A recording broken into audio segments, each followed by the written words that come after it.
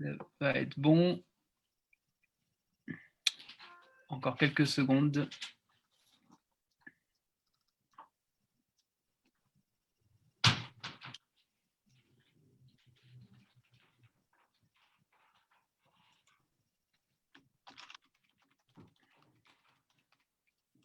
Donc, normalement, à partir de maintenant, vous êtes en direct. Je vous laisse la main. Okay. C'est bon? C'est parti pour vous. Bonsoir tout le monde. Donc, un événement organisé pour la campagne des élections régionales. Comment et pourquoi faut-il changer notre alimentation et les pratiques agricoles pour rester en bonne santé? Magali, à toi. Bonsoir à tous, bienvenue sur cette 5e table ronde donc, organisée dans le cadre de la campagne ce soir. C'est le sous-groupe alimentation du groupe de travail Agriculture, Alimentation et Foncier qui est aux manettes. Et pour parler donc, de ce sujet, on a réuni un certain nombre d'intervenants qui ont tous, dans leur quotidien, qui œuvrent tous sur ce sujet, qui sont confrontés aux problématiques de la nécessité du changement des pratiques alimentaires et qui s'accompagnent bien évidemment du changement des pratiques agricoles. Donc, pour commencer, on accueille Sébastien Demange, qui est médecin généraliste. Il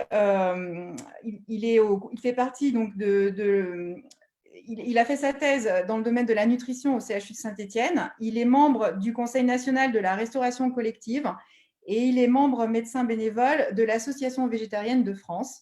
Donc, il nous parlera notamment des liens importants qui existent entre la santé environnementale et notre santé à nous, et celle qui est la santé des animaux. Ensuite, on accueille également Sébastien Crépieux, qui est entrepreneur, président et directeur scientifique d'une PME florissante du bassin clermontois, qui a misé et qui incarne la transformation possible du modèle agricole vers des protéines durables sur l'Auvergne, avec notamment une PME qui élève des insectes, et il nous en parlera plus en détail lui-même. Ensuite, on accueille également Salima Gidel, j'espère que je prononce correctement, qui est donc élue à la ville de Grenoble et qui, elle, est du versant de la restauration collective, qui est en charge de faire, puisqu'elle est conseillère donc, municipale déléguée à la cuisine centrale à Grenoble et chef de projet en alimentation durable. Elle nous parlera donc de toutes les difficultés et, puis, et des enjeux que ça représente d'essayer de faire mieux demain. Ensuite, on accueille également Émilie Lanciano, puisque tous ces changements de pratiques alimentaires et de pratiques agricoles doivent nécessairement s'accompagner de mesures qui ne doivent pas faire peser sur nos agriculteurs et sur les citoyens des fardeaux financiers supplémentaires. Donc, il faudra parler nécessairement de ce que ça peut impliquer en termes de finances et de budget, et que pour les plus démunis, eh bien, ces changements de pratiques alimentaires ne soient pas un fardeau supplémentaire. Donc, pour commencer, pour introduire le sujet, cette crise sanitaire, bien évidemment, nous rappelle douloureusement les liens étroits qu'il y a entre la santé environnementale, la santé publique et la santé animale. Et on a vu que manger une toute petite chauve-souris bien loin là-bas, ça avait un impact fondamental sur toute notre chaîne de production, et qu'on est passé pas loin d'une crise alimentaire importante. Et que manger localement, cette crise sanitaire nous a montré également que c'est peut-être pas seulement les pratiques culinaires qui sont très loin de la planète qu'il faut réinterroger, mais aussi les nôtres, puisque tout est lié et que la production de nos denrées alimentaires impacte nos environnements, impacte nos écosystèmes et finissent par impacter notre santé. Et pour en parler mieux que quiconque, un médecin nous a semblé fondamental. Donc, je laisse la parole à Sébastien Demange tout de suite. Un petit point avant de laisser la parole à Sébastien. On a aussi, bien entendu, autour de la table Fabienne Grébert qui est présente, qui est notre candidate pour les élections régionales, notre tête de liste en fait, et qui aura la parole aussi après les intervenants pour contextualiser un petit peu tout ça et puis évoquer ces questions-là. Et un petit rappel, on est bien sur une préparation des élections régionales, On s'y prépare. Nous, on est presque sûr que nous sommes les plus forts et nous allons gagner, ça c'est certain. Il faut se le dire, sinon ça ne sert à rien de mener bataille. On part pour ça. Et ce qui est important, c'est que le programme est en train de se construire. On est un collectif, en fait, 6 organisations politiques et beaucoup de citoyens non encartés qui nous rejoignent pour construire tout ça. Et les différents animateurs qui sont là autour de la table, que vous allez voir dans la soirée, ne sont pas des professionnels, c'est des gens qui sont comme vous et moi, des citoyens et qui ont envie que les choses bougent. Et ça, c'est important. Alors, excuse-moi Magali, mais ça me paraissait important de quand même présenter. Tout à fait. Et puis, vous pouvez nous écrire dans le chat, puisque si on ne peut pas donner la parole à tout le monde ce soir, on va avoir un temps qui est limité. Eh bien, on adressera les questions de chacun sur les réseaux sociaux et peut-être dans les prochaines interventions ou lors des réunions publiques. Donc, n'hésitez pas. C'est vrai que Fabienne, elle arrivera après tous les intervenants pour nous parler du constat et puis surtout de la vision qu'on a pour la région. Et à partir de toutes ces propositions que vous allez nous faire ce soir, là, les intervenants, ben, on espère pouvoir en présenter des judicieuses pour notre projet. Voilà. Donc, je rends la parole donc, à Sébastien Demange pour donc une petite mise en contexte donc, des enjeux de santé et liés à l'alimentaire. Vous avez souhaité, Sébastien, avoir un visuel pour étayer un petit peu vos propos. Donc, je vais tout de suite partager mon écran et vous donner voilà, hop là, et vous donner le visuel. Donc, voici la première diapositive que vous aviez demandé. Bonsoir. Merci beaucoup, en tout cas, de m'accueillir dans cette conférence. Assez rapidement, juste pour signaler, voilà, pour être clair, c'est une obligation légale, je n'ai pas de conflit d'intérêt financier avec tout ce que je vais présenter ce soir, et c'est important de le préciser. Alors, très rapidement, effectivement, au début des années 2000, l'OMS a fait émerger le concept d'une seule santé, c'est-à-dire que notre santé individuelle ne peut être comprise qu'en réfléchissant aux différentes interactions qu'on a à la fois avec l'environnement, avec la santé animale et la santé humaine, c'est-à-dire une santé publique également. On voit effectivement que sur la santé environnementale, il y a beaucoup de morts prématurées qui sont dues à la pollution, que beaucoup de bouleversements dans nos pratiques, que notre pratique alimentaire entraîne beaucoup de bouleversements dans la biodiversité. Il y a encore eu un rapport d'IPBES assez récent sur ce fait-là, et que tout ça entraîne un bouleversement climatique qui est lui aussi à l'origine de petits problèmes au niveau santé. Au niveau de la santé animale, alors comme on le rappelait en introduction, on a malheureusement un exemple un peu douloureux en ce moment de l'impact que peut avoir notre pratique alimentaire et la surconcentration, on va dire, des animaux. Il faut savoir que l'OMS chiffre à peu près à 75% des maladies qui sont d'origine animale et qui après se propagent chez l'être humain. On a encore eu récemment des alertes, on va dire plus locales au niveau des grippes aviaires, par exemple. Donc voilà, il y a vraiment plein d'exemples à ce niveau-là au fur et à mesure des années qui nous montrent cette problématique-là. Le fait d'avoir beaucoup d'animaux dans notre assiette, très clairement, pose le problème effectivement de l'émission des gaz à effet de serre, de la pollution de l'eau, de la pollution de l'air aussi dans l'épandage. Enfin, il y a vraiment beaucoup de choses qui rentrent en ligne de compte et qui nous concernent directement au niveau de notre santé. Et reste bien sûr la question du bien-être animal à laquelle on est de plus en plus sensible au niveau national. Et enfin, donc, sur la santé humaine, l'OMS rappelle qu'on est actuellement une crise majeure de maladies cardiovasculaires, et que cette maladie-là a la particularité de ne pas être transmise par un agent pathogène, un virus ou une bactérie, mais d'être clairement due à nos pratiques alimentaires. Faut savoir qu'effectivement, dans les facteurs de risque, par exemple, d'avoir une forme grave de Covid, on peut parler de l'obésité, du diabète de type 2, et toutes ces choses-là sont en lien très clairement avec notre alimentation. Le dernier rapport de l'IGAS, l'Inspection générale des affaires sociales en France, pointait à peu près 20% de morts prématurées, c'est-à-dire de 20% de personnes qui meurent avant 65 ans, qui est lié directement à notre alimentation et à notre alimentation trop carnée. On va passer à la diapo d'après, simplement pour illustrer un petit peu ce que ça peut donner. Là, c'est le lac Winnipeg, qui est la 10e réserve d'eau douce du monde. Et toutes les parties que vous voyez en vert, alors qui sont comme ça plutôt jolies, en fait, c'est une pollution due aux cyanobactéries qui se développe à cause de l'épandage des élevages qui se retrouvent dans l'eau. Après, on n'est pas obligé d'aller aussi loin. Pas plus tard cet été en Auvergne, on a pu aller se baigner dans un lac qui était effectivement pollué par les cyanobactéries. Et ça, c'est directement en lien avec l'élevage et ça peut mettre effectivement en péril nos réserves en eau douce. On peut passer à la diapo suivante. Donc ça, c'est le rapport effectivement Carbon 4 qui pointait que l'éco-geste le plus efficace, c'est notre alimentation. C'est-à-dire, il y a eu beaucoup de rapports, le GIEC en a fait, il y a eu vraiment énormément de rapports qui montrent que, en termes d'émissions de gaz à effet de serre, c'est vraiment notre alimentation qui est vraiment le levier principal. Et notamment, alors même si, comme je dis souvent, parce qu'on nous dit oui, mais ça veut dire que ça ne sert à rien de faire autre chose. Non, chaque changement est utile, mais le plus utile, ça reste quand même de changer le contenu de nos assiettes. C'est vraiment là où l'impact est le plus important.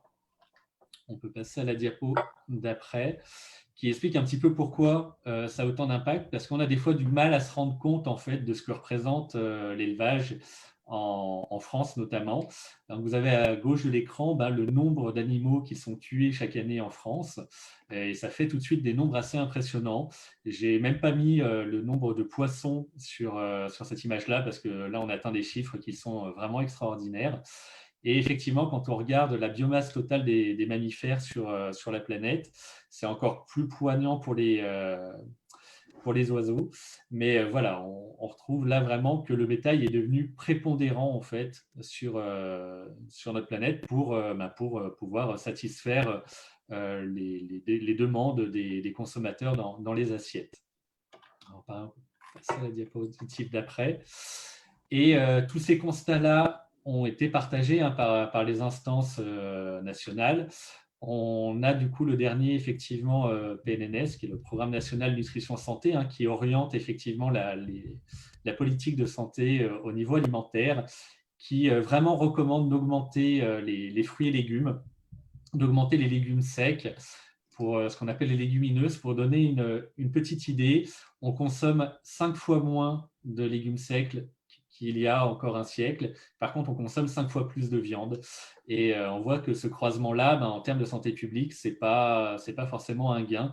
Donc, on essaye vraiment, au niveau santé, de favoriser cet apport en légumes secs et très clairement de réduire tout ce qui est apport en viande et encore plus en charcuterie. On en a encore entendu parler récemment au niveau des nitrites sur la charcuterie, mais vraiment voilà, d'aller vers une réduction de ces protéines d'origine animale et de favoriser vraiment les protéines d'origine végétale. Donc voilà un petit peu un point rapide de ce que m'évoque un petit peu la thématique de ce soir. Et j'aurai l'occasion de vous présenter d'autres choses un petit peu plus tard dans la soirée. Merci Sébastien pour ce très clair constat et puis cette parole de médecin. Donc très clairement, moi je confirme que nous, au niveau de nos recherches, une alimentation qui réduit fortement la proportion d'aliments carnés, de protéines d'origine animale est bonne à la santé. Ça a été bien expliqué dans le livre de Jeanne Goudal et dans tout un tas de littérature existante.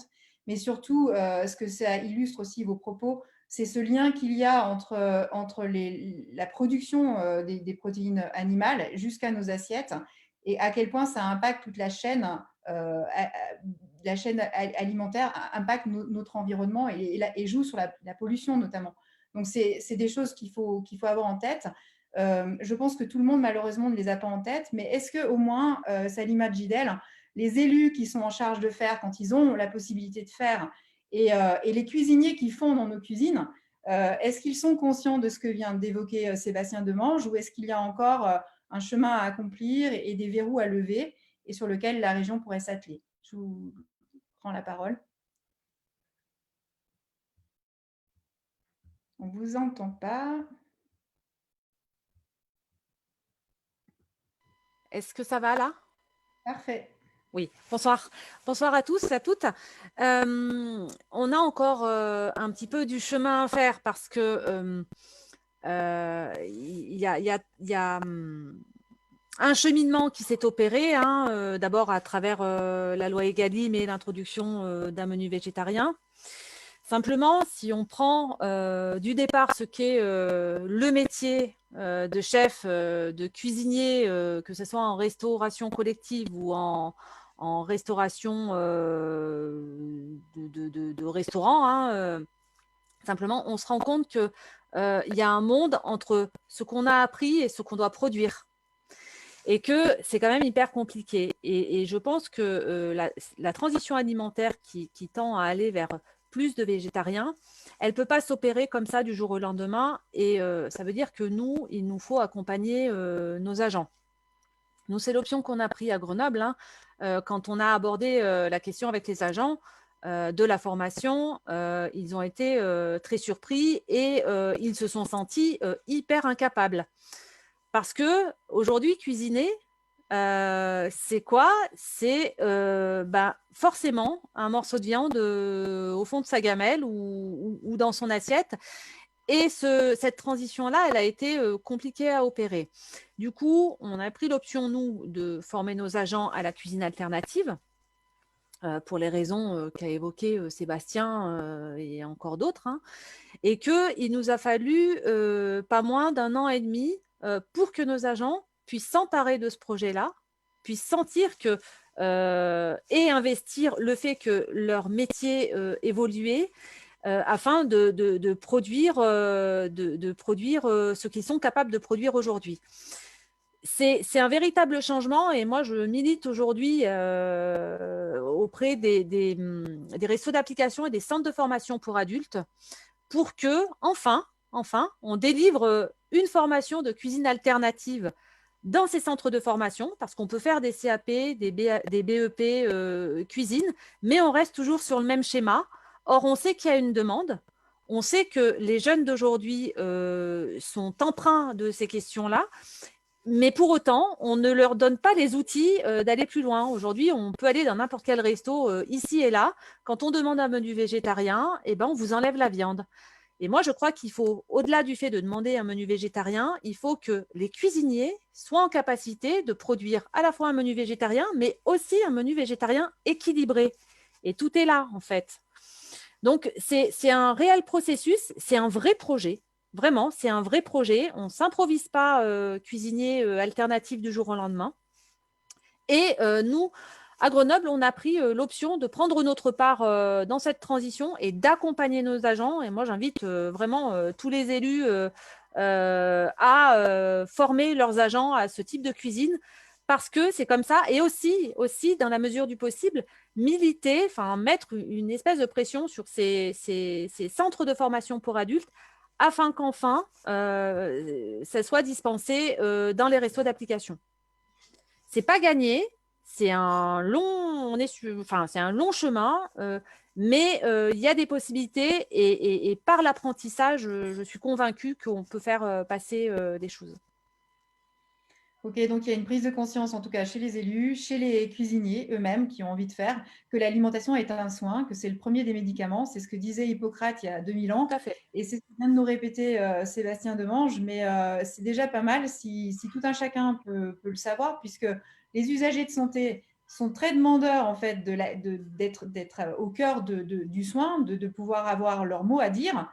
Et en matière d'alimentation, je veux dire, chacun peut être vraiment acteur et vraiment changer la donne, puisque c'est eux qui instaurent la commande, qui instaurent la demande. Donc, du coup, c'est hyper enthousiasmant de voir qu'on peut former nos citoyens et qu'il y a déjà une prise de conscience qui opère au niveau de la restauration collective, parce que la restauration collective, c'est quand même un énorme levier en termes de finances et de personnel. On en reparlera plus tard avec Sébastien Demange sans doute.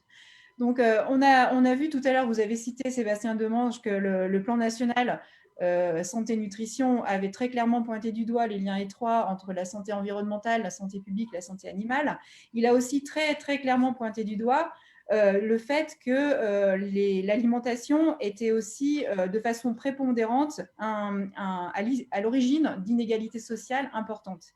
Et donc, on doit absolument, quand on parle de changement alimentaire, se soucier de les accompagner aussi sur un plan peut-être financier ou en tout cas d'information auprès des gens pour que consommer mieux pour leur santé soit pas source d'augmentation du budget, même quand on va aller chercher du bio ou du local ou des produits de qualité. Donc, c'est peut-être à Émilie Lanciano que je tends la main ici, puisque par vos recherches et par les préoccupations en fait, que vous avez en tant que chercheur, c'est peut-être sur ce sujet que vous avez des choses à nous dire qui sont intéressantes. Émilie ?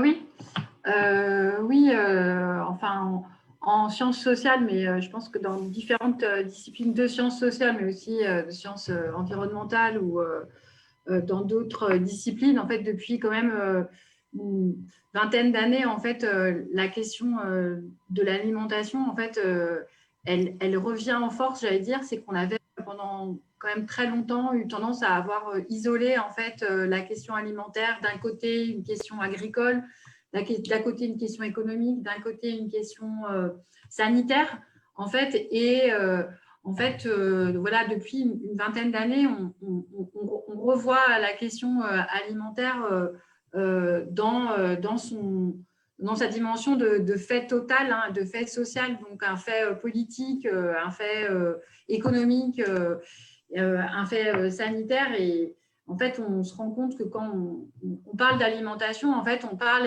de beaucoup de choses. On parle de la société et on parle donc des inégalités on parle le biais de l'alimentation, on va voir beaucoup d'inégalités qu'on va voir particulièrement apparaître, et on va voir apparaître des situations de précarité importantes en fait. Et l'enjeu, il me semble que c'est celui sur cette question-là de la précarité alimentaire, de la pauvreté alimentaire, c'est d'articuler d'une part d'entrer en cohérence en fait, et d'articuler d'une part des transformations qui sont en acte en fait, hein, dans le champ agricole et dans le champ des systèmes alimentaires durables, c'est-à-dire que quand même depuis, même si c'est une longue histoire, mais depuis quand même une vingtaine d'années et particulièrement dans la région Aura, on a des initiatives structurantes hein, qui commencent à devenir structurantes dans le champ de la relocalisation alimentaire et donc dans le champ de réinstaller des activités agricoles vivrières qui font vivre des paysans. Donc, il y a cet enjeu-là qui s'est développé. Mais il s'agit aujourd'hui, et il s'agit aussi de penser cette redynamisation de relocalisation alimentaire avec des questions d'accessibilité et de qualité de l'accessibilité alimentaire. C'est-à-dire qu'on peut faire des critiques sur les mouvements de localisation alimentaire en disant que on touche des consommateurs plutôt urbains, des consommateurs plutôt à fort capital social.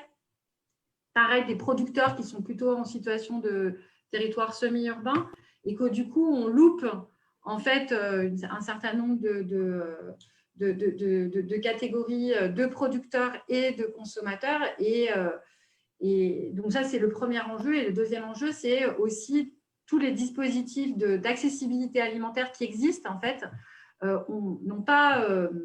sont des produits qui sont livrés, par exemple, dans l'aide alimentaire, sont des produits qui sont majoritairement issus de l'agro-industrie, qui ne permettent pas aux personnes qui en bénéficient de gagner en autonomie, en pouvoir d'action.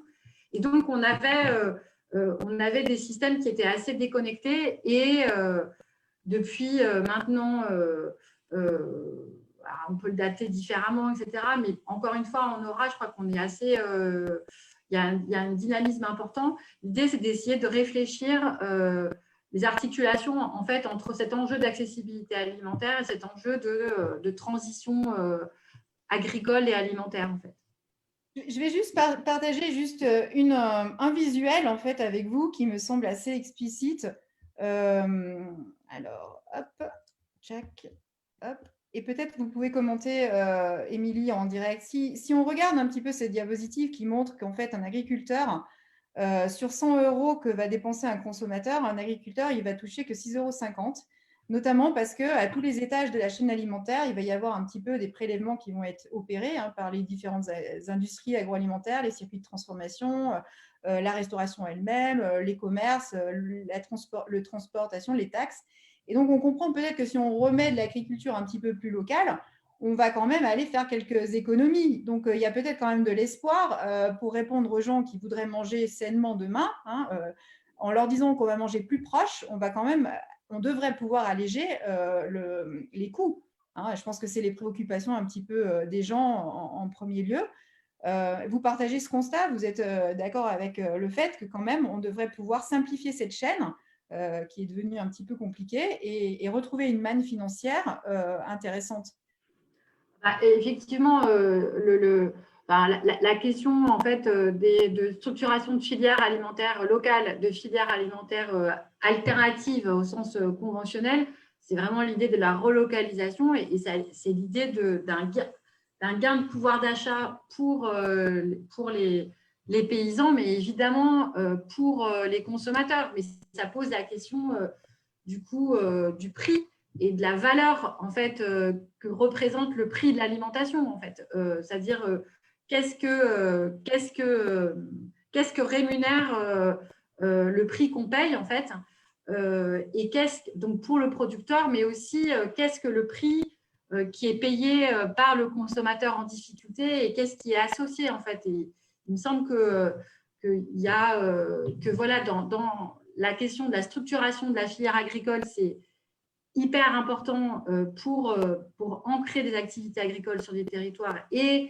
donner plus de valeur aux producteurs et aux consommateurs avec des actions, d'autres actions, parce que on va sans doute le voir après, mais la question de l'accessibilité, malheureusement, ce n'est pas qu'une dimension économique quantitative. En fait, il y a aussi d'autres freins.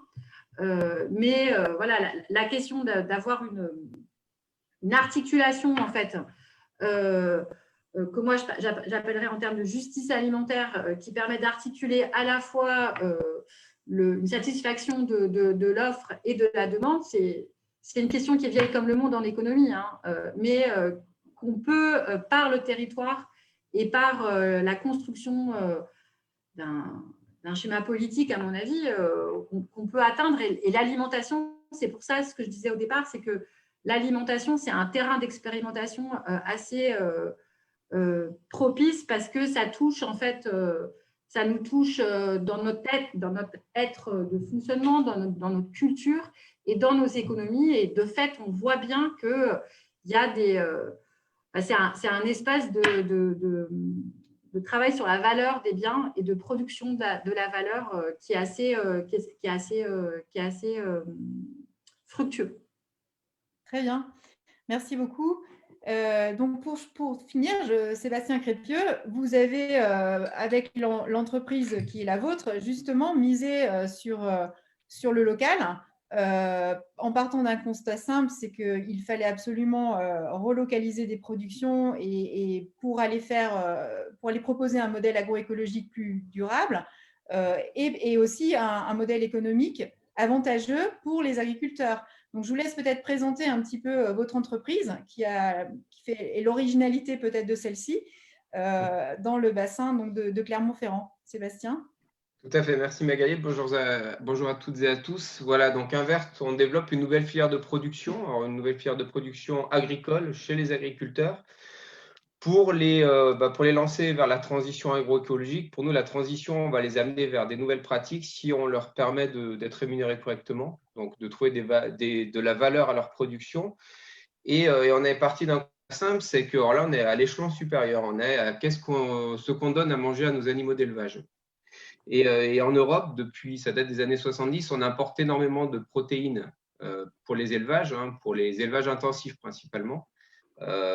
Protéines de soja et une source un peu moins connue pour les piscicultures, des protéines de poissons. Donc, on pêche des poissons dans les océans pour nourrir des poissons d'élevage, alors qu'on a, par exemple, dans la région, des élevages, des piscicultures extrêmement qualitatives, extensives, avec des très petits volumes, avec des pisciculteurs passionnés. Mais malgré tout, sur le marché, ils ne peuvent pas trouver autre chose que de l'aliment non durable pour nourrir leurs poissons. On est parti de ce constat que déjà, si on veut être résilient dans une région, si on veut être autonome, souverain sur ses sources de protéines, alors soit effectivement on peut décider de ne plus manger d'animaux d'élevage, soit on peut décider d'en manger beaucoup moins, et ça je suis tout à fait d'accord avec ce constat, mais par contre de manger que du qualitatif. Parce que l'élevage reste très structurant quand même pour les territoires. Je pense que si on prend le Forez, hein, si on prend le Cantal, si on prend l'Allier, le Bourbonnais, c'est des régions où vous enlevez l'élevage extensif, vous enlevez tous ces élevages de prairies qui ont un bilan écologique qui est favorable, hein, plutôt favorable. Vous enlevez en fait toute activité, vous enlevez la population et ça devient des territoires qui meurent en fait. Donc nous, on est parti de ce constat et donc on crée une nouvelle filière d'élevage chez les agriculteurs qui sont plutôt des agriculteurs de plaine, plutôt céréaliers, pour le coup, qui est une agriculture qui est loin d'être idéale, qui est un modèle qui est en train de changer, qui doit changer. Et on leur propose une alternative en recréant donc ce point de durabilité autour de l'élevage d'insectes, donc protéines durables pour des élevages plutôt qualitatifs. Et autour de cet élevage, en fait, à la fois, ils génèrent un revenu pour eux et pour installer souvent une autre personne autour d'exploitation, mais également, ils ont beaucoup d'externalités autour, notamment recréer pour eux-mêmes une autonomie alimentaire pour leur élevage. Donc, ils vont produire de nouveau des protéagineux, des légumineuses, donc par exemple de la févrole, du pois, etc. Mais ils vont également récupérer de leur élevage tout ce qui est les déjections, donc les fertilisants organiques qui vont permettre directement de refertiliser leurs champs et de restaurer de la fertilité aux champs. Voilà, donc ce modèle, il est vraiment régional. Il s'adresse aux productions régionales qualitatives, donc le poisson et demain le poulet label, hein, c'est plutôt poulet label et bio, pour justement que le consommateur, là c'est vraiment la démarche jusqu'au bout, hein, que le consommateur demain, qu'il achète un poulet label Auvergne, par exemple, on va rester un peu chauvin dans notre zone, c'est avec ceux avec lesquels on travaille, il puisse se dire que même les protéines qui ont servi à nourrir son poulet label, ils ne viennent pas du Brésil, ils ne viennent pas d'Amérique du Sud ou des États-Unis. Elles sont produites localement, c'est une toute petite portion, hein. Le poulet, il est omnivore, il est en tout cas insectivore au début de sa vie quand on lui en laisse la chance de se balader dans les champs. Il cherche des insectes. Ces stades-là, ils sont extrêmement importants d'un point de vue zootechnique, donc pour le développement de l'animal, pour son bien-être, etc. Et ben, si on fait cet effort-là, le consommateur de payer un peu mieux sa production, une production qualitative, on peut être sûr que tous les aliments qui le composent seront produits aussi localement et régionalement. Voilà, donc ça, c'est extrêmement important dans notre démarche. Et c'est vraiment d'avoir remis l'agriculteur au cœur de ce modèle et on l'a développé avec eux. Très bien, merci. Donc, on voit en fait que contrairement à ce qu'on nous dit des fois, les solutions agroécologiques ne sont pas des solutions qui sont des solutions anti-économiques. C'est des solutions qui sont capables de développer un territoire, qui sont capables de miser sur les savoir-faire locaux, qui sont capables de redonner de la santé financière à nos agriculteurs, de la santé économique à une région.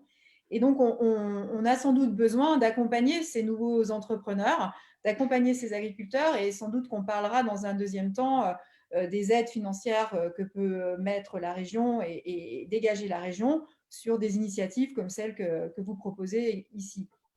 Donc voilà un petit peu un constat qui a couvert donc l'alimentation, soins, premiers médicaments.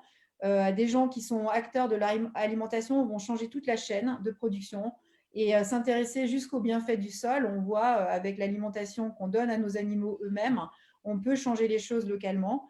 Et donc, je transmets peut-être la parole à Fabienne qui va avoir un peu cette vision globale de tout ce que peut faire la région, partir de ce constat, aller sur ce qu'on pourrait proposer et ce dont elle a besoin, cette région. Fabienne Grébert. Oui. Bien, écoutez, je vous ai écouté tous avec attention et il y a des choses qui m'ont marqué dans ce que vous avez dit, dans les chiffres d'abord présentés par Sébastien. C'est vrai que c'est effarant quand on regarde la réalité des chiffres d'abattage. On a vraiment peine à croire de l'impact de nos activités. Moi, il me semble, ce que je retiens, et c'est vrai que c'est aussi des choses qui font sens par rapport à toutes ces politiques publiques, c'est qu'on n'a jamais une démarche systémique et qu'on le voit là. On a besoin d'aborder cette question de l'alimentation, non pas comme une thématique au titre « j'ai un vice-président à l'agriculture et à l'alimentation », mais on voit bien qu'on touche à la question de l'éducation, de la sensibilisation au goût, à la sensibilisation à ce que c'est de bien manger à l'école ou dans des lycées. Il y a une question de formation des cuisiniers, et là, c'est aussi le champ de la région que de travailler sur ce sujet-là.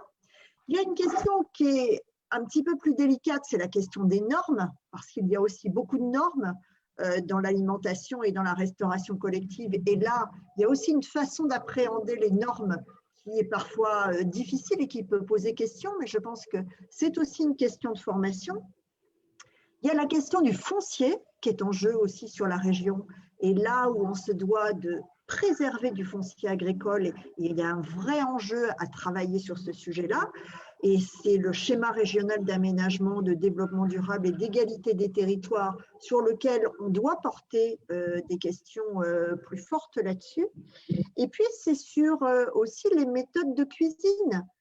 Comme l'a dit Salima, entre ce qu'on a appris et ce qu'on doit produire, il y a une grosse différence. J'ai retenu cette phrase qui me semblait importante. Et puis, il y a un dernier point aussi, c'est quel imaginaire autour de l'alimentation. J'ai en tête, je parle sous le contrôle d'Émilie, hein, mais il me semble qu'à la fin de la Deuxième Guerre mondiale, on consacrait 41% de ses revenus à l'alimentation. Aujourd'hui, c'est entre 10 et 14 selon les foyers, il me semble. Et pourtant, c'est quelque chose qui est lié à de la convivialité, qui est lié à de l'art, qui est lié à de l'éducation au goût, à la santé, etc. Et nous avons aussi un rôle pour réinstaurer un imaginaire joyeux, convivial, chaleureux, autour de la question de l'alimentation, qui n'est pas uniquement de s'enfiler un sachet de chips devant son écran ou devant son jeu vidéo. Et je crois qu'il y a un vrai sujet autour de ça. C'est pour ça que l'alimentation doit être au cœur de notre politique publique, parce que je crois que c'est là aussi un élément important d'une autre représentation de nos vies en société, et qu'on peut travailler à travers toutes ces politiques territoriales. Alors, de quoi on a besoin pour faire ça? Déjà, on a besoin d'un portage politique, d'une ambition très forte. Je ne suis pas sûre qu'aujourd'hui, ce soit à l'ordre du jour de ce qu'on vit avec notre président de région. Deux, effectivement, nous avons besoin de financement.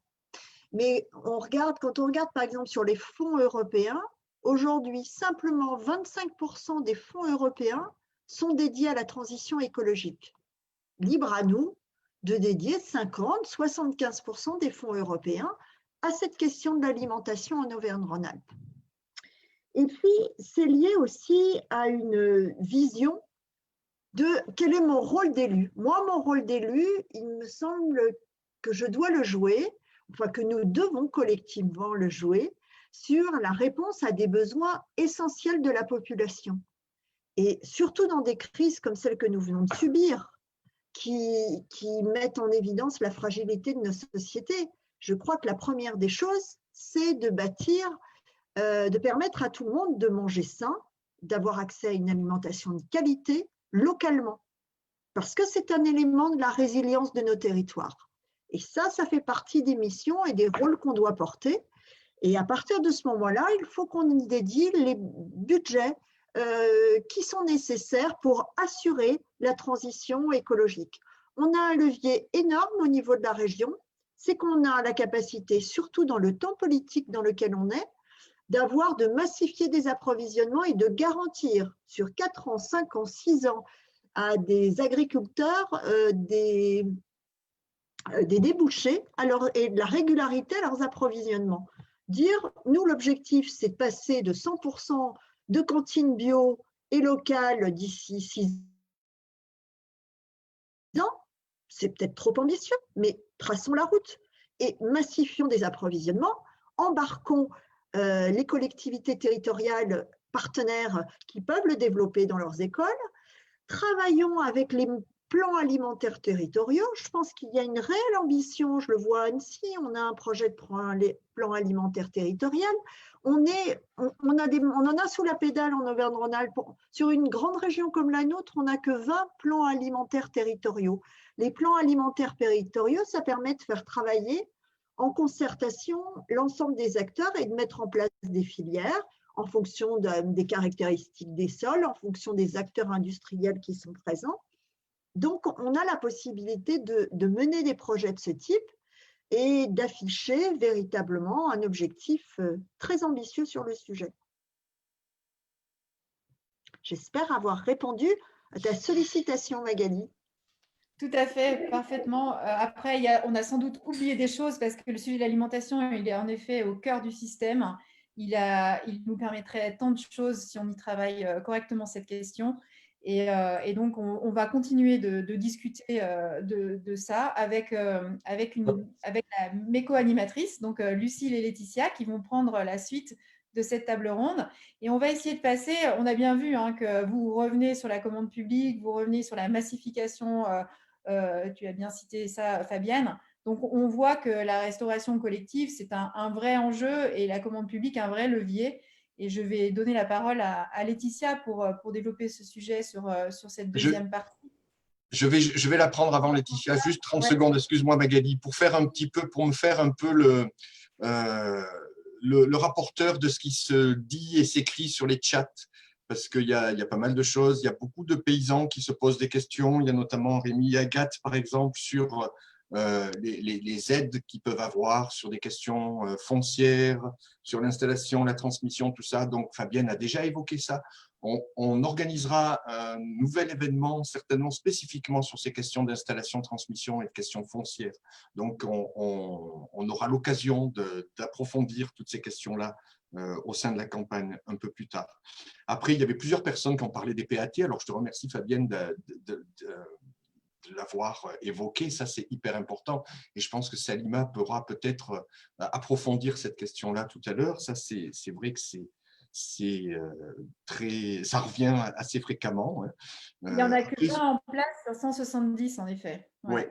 Ensuite, il y a la question de comment transformer notre agriculture. Alors c'est vrai qu'on a parlé des changements de mentalité et de pratiques pour les cuisiniers tout à l'heure, mais c'est vrai que les agriculteurs aussi, Sébastien l'évoquait, vont devoir peut-être changer certaines pratiques, notamment si on veut augmenter la production de légumineuses, par exemple, ou des choses comme ça. Donc ça, c'est des pistes qui sont évoquées dans les chats et il faudra peut-être tenir compte dans vos discussions tout à l'heure. Et puis, il y avait la question du coût, le fameux manger local ou manger bio. Est-ce que c'est plus cher ou pas si cher ou ceci, cela, etc. Alors là-dessus, tout à l'heure, je vous ai souhaité la bienvenue à tous. Je ne me suis pas présenté. Je milite aussi, je suis un militant associatif assez engagé dans le mouvement des AMAP. Et il y a quelques années de ça, il y avait un réseau d'AMAP à Marseille qui avait fait une enquête et qui avait comparé les prix des paniers d'AMAP avec les prix de paniers équivalents achetés en marché, dans une biocoop et dans un supermarché. Et en fait, les prix en AMAP et les prix en supermarché étaient à peu près équivalents, mais à qualité largement différente. C'est-à-dire qu'en supermarché, on ne trouvait pas toujours les produits bio qu'on pouvait trouver dans les AMAP, par exemple. Et finalement, si on change nos habitudes alimentaires, c'est-à-dire qu'on consomme moins de viande, moins de produits laitiers, par exemple, qui sont chers à l'achat, on peut aussi travailler sur ces questions-là pour baisser les coûts. Donc, du coup, ça, c'est peut-être Émilie, tout à l'heure, nous en reparlera de cette question-là. Voilà, j'en ai terminé. Je passe la parole à Laetitia. Eh bien, merci à tous et pour toutes ces belles interventions. On a, je crois, la chance d'avoir un panel d'intervenants très pluridisciplinaire. Je suis désolée, j'ai un peu enrhumé, donc j'ai une voix un peu à côté.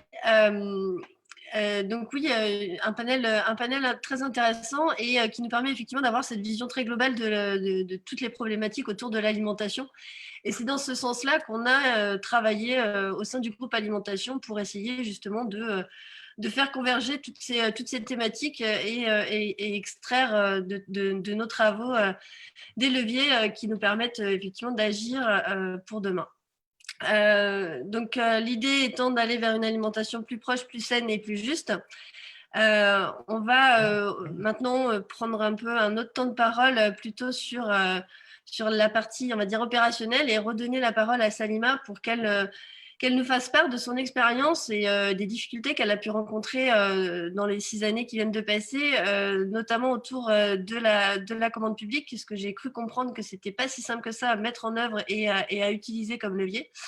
Et puis aussi, puisqu'à Grenoble, on a la chance maintenant d'avoir dans nos écoles des propositions de plats végétariens dans la plupart des écoles. Donc, comment est-ce que voilà, elle a réussi à mettre tout ça en œuvre et les freins qu'elle a pu rencontrer et comment est-ce qu'elle a pu du coup voilà, agir dans ce sens-là. Et juste une petite dernière question pour savoir, parce que là, j'ai bien compris que vous aviez travaillé sur la formation des cuisiniers des cantines et de la cuisine centrale.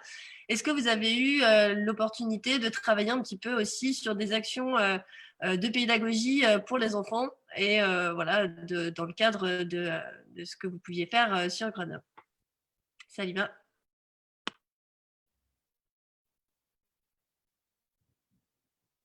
Beaucoup de questions, mais c'est un sujet qui est hyper passionnant.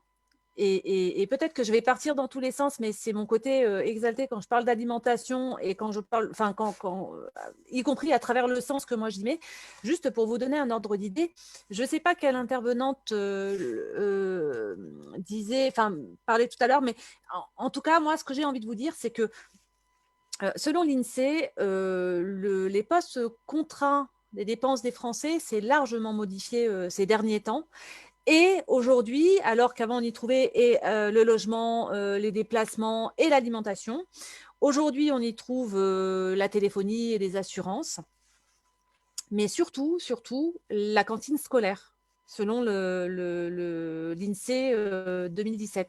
Et je pense que c'est hyper important de se le redire, parce qu'on sait, et y compris à travers la crise qu'on vient de traverser, hein, on sait à quel point, pour un certain nombre de foyers, la restauration scolaire prend tout son sens quand on sait que probablement c'est le seul repas qu'ingèrent un certain nombre d'enfants, et ça devrait nous alerter.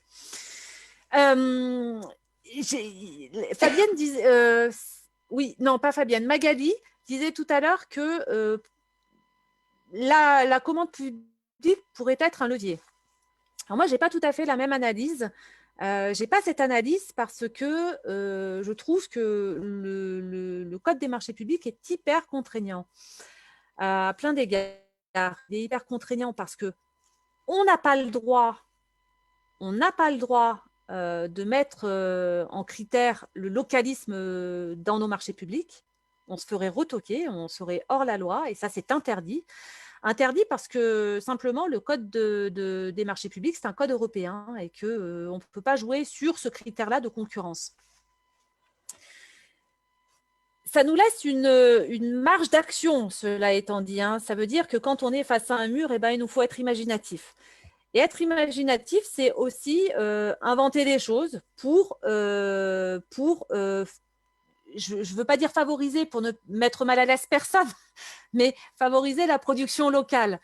Est-ce que, par exemple, typiquement, commencer par la fiche technique des produits et élaborer son cahier des charges sur la base de la fiche technique des produits locaux, est-ce que ce n'est pas une piste? Moi, je pense que ça en est une. Typiquement, on l'a testé à Grenoble, hein, quand on examine les fiches techniques des produits, on sait que dans tel produit, il y a 6,6% de matière grasse et que c'est justement ce fromage-là qu'on veut. C'est une façon de favoriser la production locale. Après, on est, de mon point de vue, en plein dans une injonction paradoxale. À la fois, on reçoit des directives du ministère de l'Agriculture qui nous dit consommer local, consommer local, consommer local. Mais comment on fait quand on sait que de toute façon, c'est interdit? Enfin, le Code de marché public ne nous autorise pas à utiliser ce critère-là. Et là, il y a une vraie question. Il y a une vraie question, de mon point de vue, qu'il faut travailler. Et cette question, elle peut se travailler à travers faisons de l'alimentation une exception alimentaire. Que l'alimentation soit traitée comme la culture, par exemple. Qu'elle ne soit pas échangeable, qu'on ne puisse pas échanger tant de tonnes de ceci contre tant de bagnoles de là-bas. Et je pense que là, on a collectivement quelque chose à apporter. Il y a plusieurs tribunes qui sont sorties ces derniers jours à ce sujet, et ces derniers mois même. Et je pense que c'est vraiment là où il faut aller. Sur la formation des agents, Laetitia, tu m'interrogeais sur cette question. On a la question d'alimentation, je vais le dire tel que je le pense, elle est devenue glamour en ce moment. Elle est devenue glamour, et là, on voit tout un tas de prestataires qui s'improvisent experts de ceci ou de cela.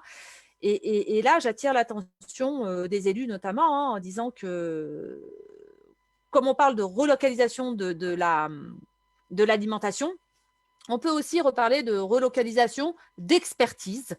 Et on a sur le territoire un certain nombre d'experts, typiquement le collectif Les Pieds dans le Plat, que je qualifie moi de travailleurs pairs, puisqu'ils sont des professionnels sur le terrain en accompagnement à des professionnels sur le terrain. La logique un petit peu du soin, mais en plus on est dedans. Et je pense à eux parce que je pense qu'ils ont une réelle expertise et que grâce à eux, il y a plein de choses qui peuvent bouger. Sur les questions, alors j'ai pris plein de notes, mais il y a la question du coût qui s'est posée aussi tout à l'heure. La question du coût, on en fait ce qu'on en veut. Ça dépend de comment on consomme dans nos ménages, mais aussi dans la restauration collective. Pour moi, le passage au repas végétarien, c'est un vrai levier. Un vrai levier, si tant est que ce repas végétarien soit cuisiné et équilibré. Ce qu'il faut savoir aujourd'hui, c'est que une galette de soja ou de légumineuses quelconque, ultra transformée, de l'agroalimentaire, elle coûtera beaucoup plus cher que le kilo de viande, y compris en bio. Donc, on a un vrai levier là. Est-ce qu'il faudrait qu'on fasse qu'on chiffre combien ça coûte de former à la fois ces agents et combien ça nous rapporte de les avoir formés, parce qu'ils seront en capacité de proposer des vraies choses équilibrées et cuisinées. Donc là-dessus, il y a une vraie manne, et ça, pour le coup, c'est un vrai levier. J'attire aussi l'attention sur le fait que l'introduction du repas végétarien à travers la loi Egalim, qui est rentrée en œuvre, je dirais, le 1er octobre ou 1er novembre 2019, c'est une expérimentation et c'est en aucun cas pérenne. Et moi, en fait, ce que ça me fait dire, c'est que cette expérimentation doit durer 2 ans. Alors, le ministère de l'Agriculture a d'ores et déjà déployé tout un troupeau d'experts qui feraient le tour de tous les offices de restauration hors domicile pour aller évaluer ce que représente ce repas végétarien et quel impact il a. Pour l'instant, ils n'ont pas fait état d'outils mis en place pour évaluer ceci. Par ailleurs, les 2 ans d'expertise, on connaît, nous, le bien fondé de manger moins de viande pour la santé commune, la santé de la planète, du territoire.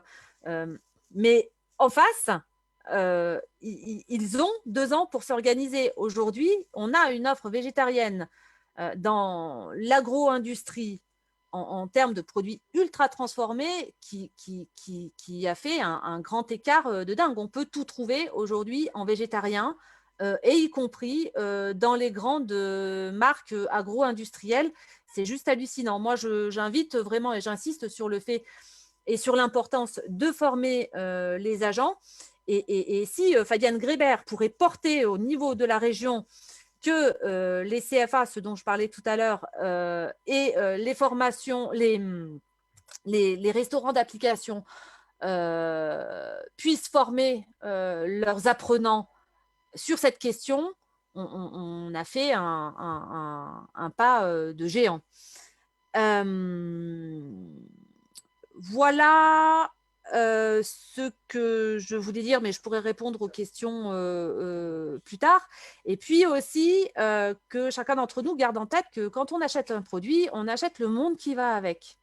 Et ça, moi, c'est vraiment ma boussole et elle peut s'appliquer, enfin, ça peut devenir… et du coup, ça questionne autrement quand même, hein, parce qu'on a sans doute du mal à s'imaginer quand on voit un produit sur un étal de comment il est fait. On ne s'imagine pas de comment il est fait, d'où il vient. Hein, mais il n'empêche que quand on l'achète, on accepte d'acheter le monde qui va avec. Voilà.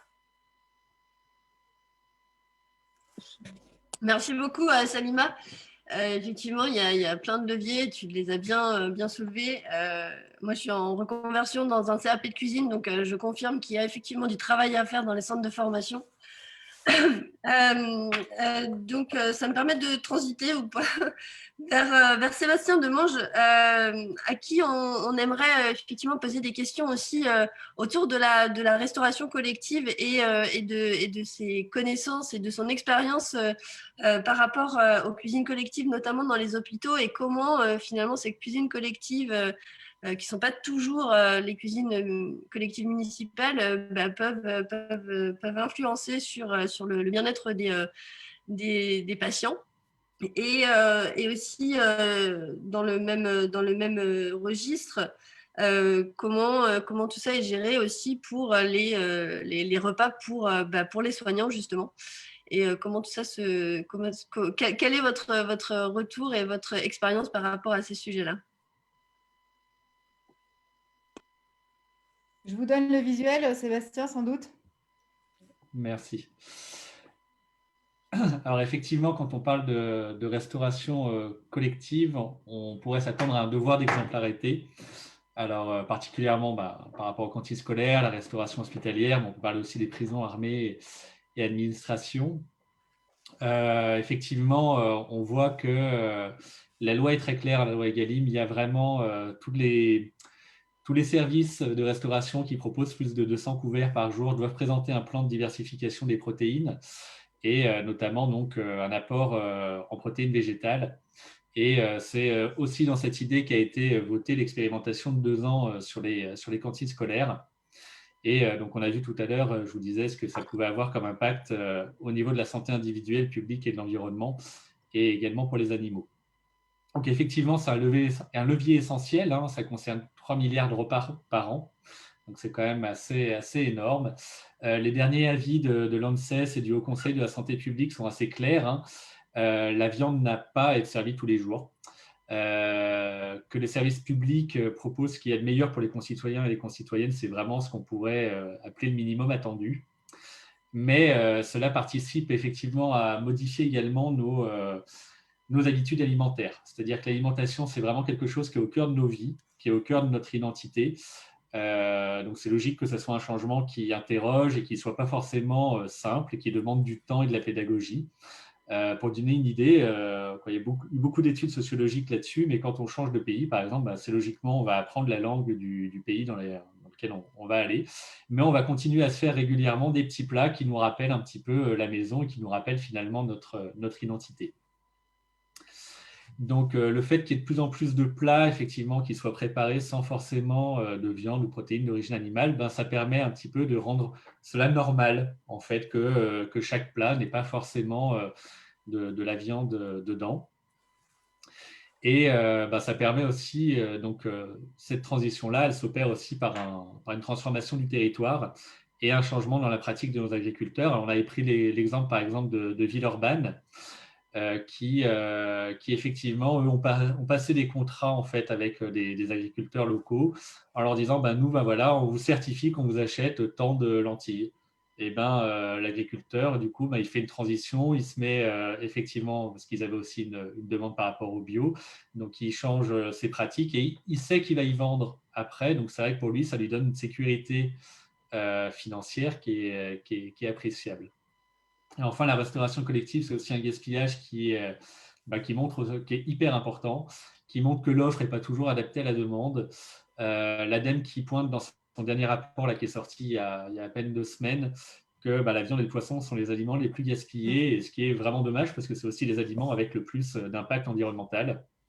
Toulouse, par exemple, s'est rendu compte qu'il y avait moins de gaspillage la journée végétarienne et a donc instauré un 2e repas par semaine pour une économie de 300 000 € sur l'année.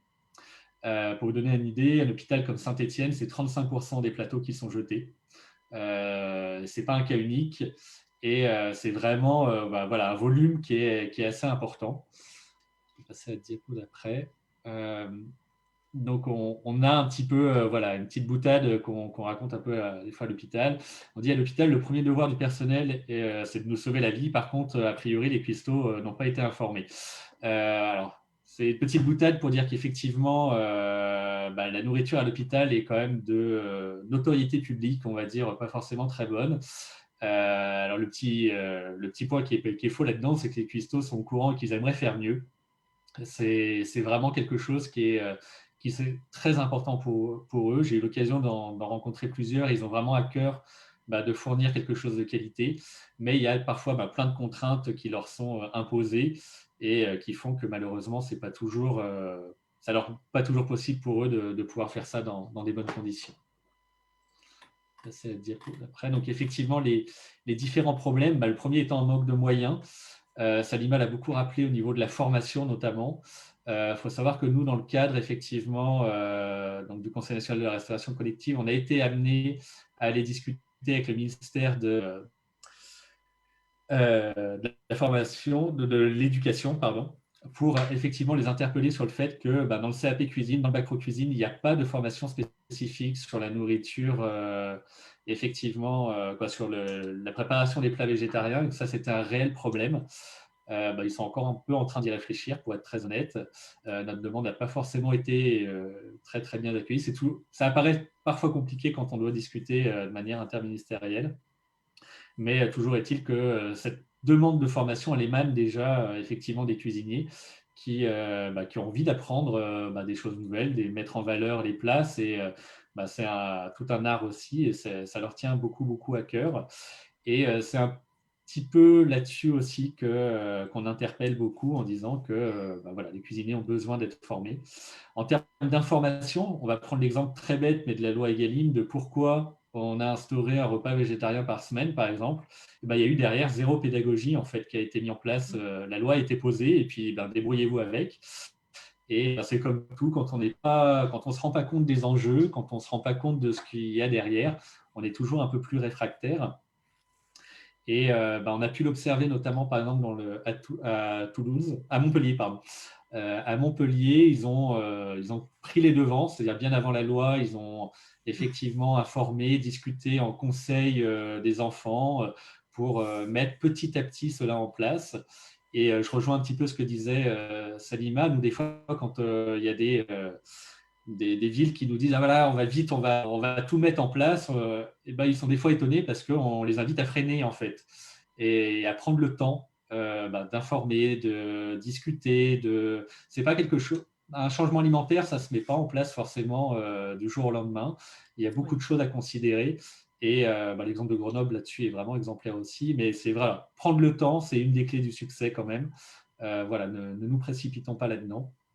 Et il y a aussi effectivement un manque financier, c'est-à-dire que ça, comme tout changement, ça peut impliquer un investissement et qui n'est pas toujours facile en ces temps où on nous demande toujours de faire plus avec moins, c'est-à-dire plus de qualité, plus de choses, plus de produits, mais avec toujours moins d'argent.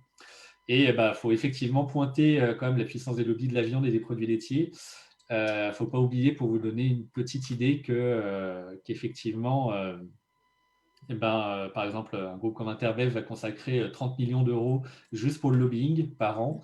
Le CNIEL, qui représente les produits laitiers, c'est 20 millions par an juste pour le lobbying. Je ne vous parle pas de l'enveloppe globale, je vous parle vraiment juste pour le lobbying.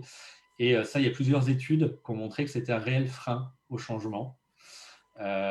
Donc, ça complique un peu les choses. Et pour vraiment redire la difficulté de changer les habitudes alimentaires, il y avait un sociologue, Sanderins, qui disait qui disait à un moment donné au niveau de l'alimentation qu'on mange autant de mythes que de calories.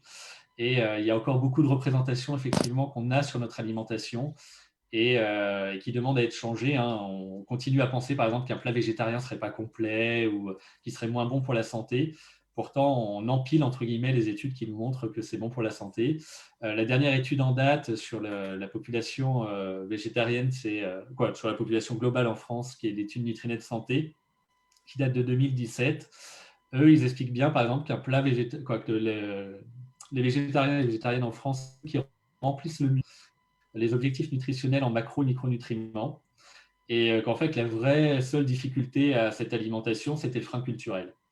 Donc, on se rend bien compte qu'il y a quand même beaucoup de choses à changer là-dessus, et ça demande beaucoup de pédagogie. On peut après réunir tout ça en prenant l'exemple canadien.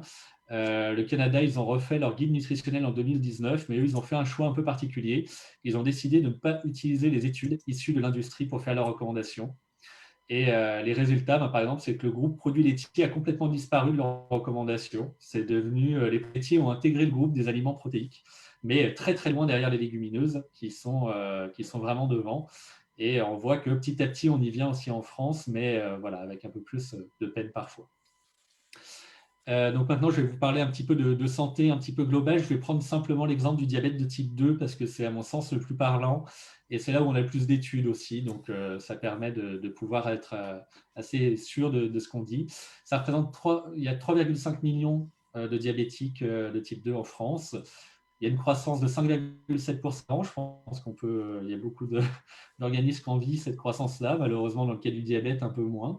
Et il faut bien s'imaginer que ça a un coût de 9 milliards par an pour la collectivité. On dit souvent en santé, un peu de manière toute faite, mais que la santé n'a pas de prix, mais qu'elle a un coût. Et effectivement, là, c'est un coût qui est quand même assez important. On peut imaginer que si on arrivait à faire baisser ce coût-là, ça serait autant d'investissements qu'on pourrait mettre ailleurs. Et le diabète de type 2, c'est un petit peu ce que je vous disais en introduction. Ça fait partie de ces maladies qui augmentent en lien direct avec notre alimentation. On va passer à la diapo d'après.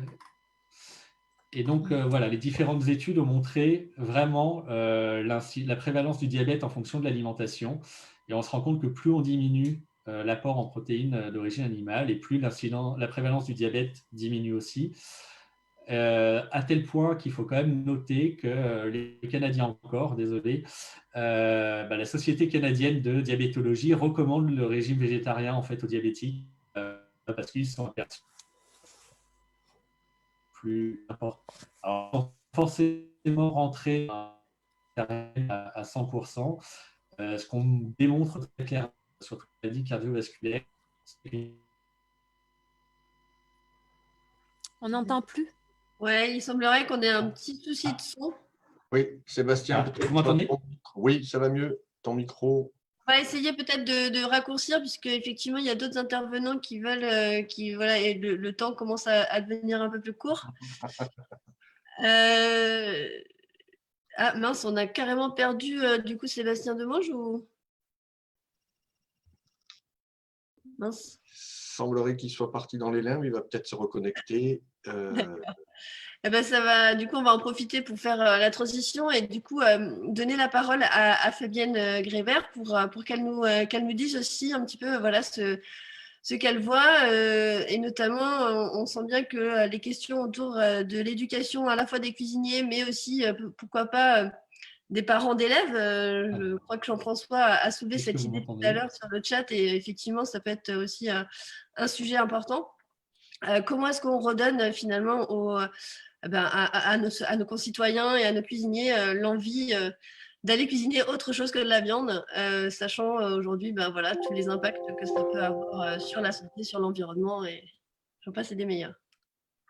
Fabienne. Je voulais revenir, j'ai eu l'occasion de l'évoquer effectivement tout à l'heure, la question de l'éducation à l'alimentation, c'est un élément essentiel et je pense que ça peut être aussi un argument sur toute une démarche d'éducation populaire qu'on va mener dans les quartiers.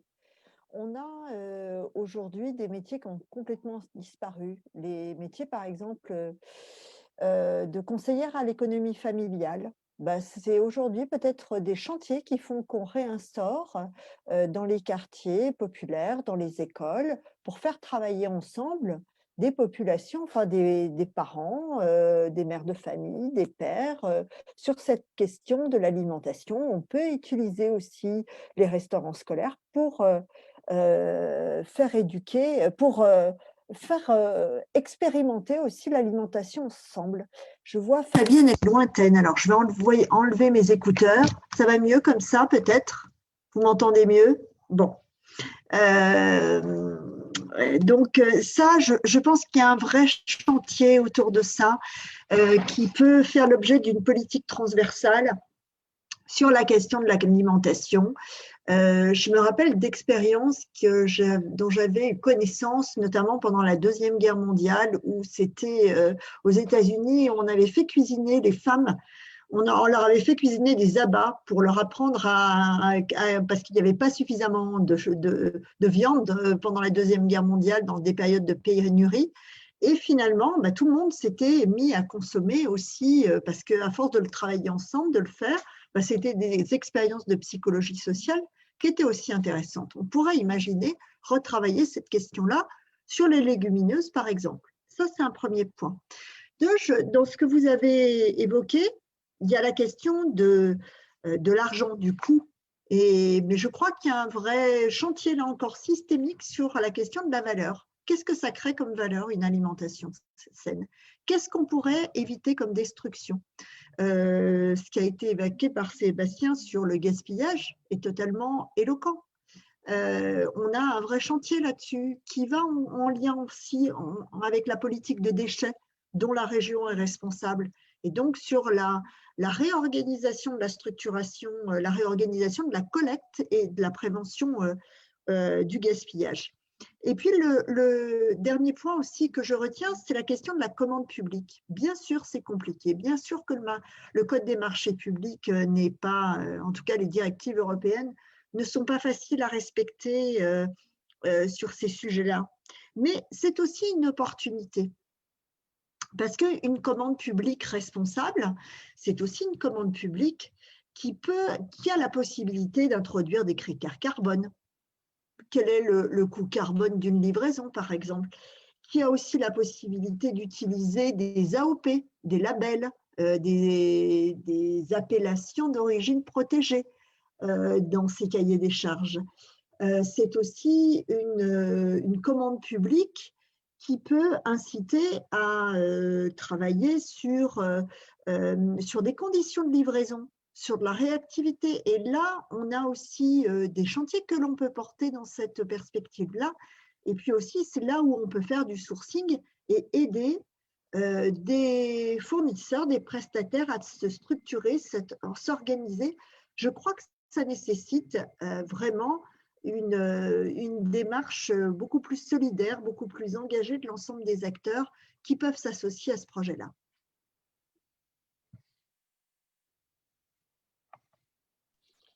Merci Fabienne. Du coup, on va continuer, on va enchaîner, puis je reprendrai la parole après pour faire un peu un état des lieux des questions et des remarques qui viennent sur les chats.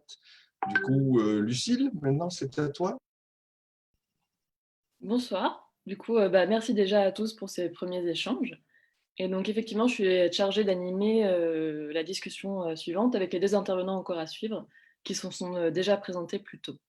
Donc, déjà, dans un premier temps, je vais plutôt m'intéresser à la question sociale et au besoin d'accès à une nourriture saine et locale aussi pour les populations plus défavorisées. Les freins qui sont souvent cités, c'est surtout le coût financier d'une telle nourriture. Et en effet, ce frein pose déjà un double problème. Déjà, premièrement, le fait que ce soit un danger pour la santé de ces populations. Et deuxièmement, ça a créé une sorte de palier de demande pour les producteurs qui font de l'agroécologie et du coup qui empêchent la généralisation de consommation de ces produits et donc l'empêche de passer à une échelle plus grande. C'est pourquoi c'est un enjeu absolument essentiel et sur lequel il faut absolument se pencher aussi. Et d'autant plus qu'avec la crise sanitaire et la crise économique qui s'annonce, sûrement plus de gens encore vont tomber dans la pauvreté et ce phénomène va sûrement encore s'amplifier.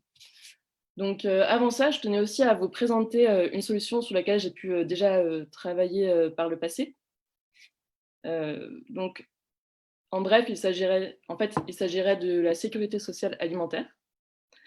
Donc, en très bref, il s'agirait de chèques alimentaires distribués à l'ensemble de la population et calculés selon le quotient familial.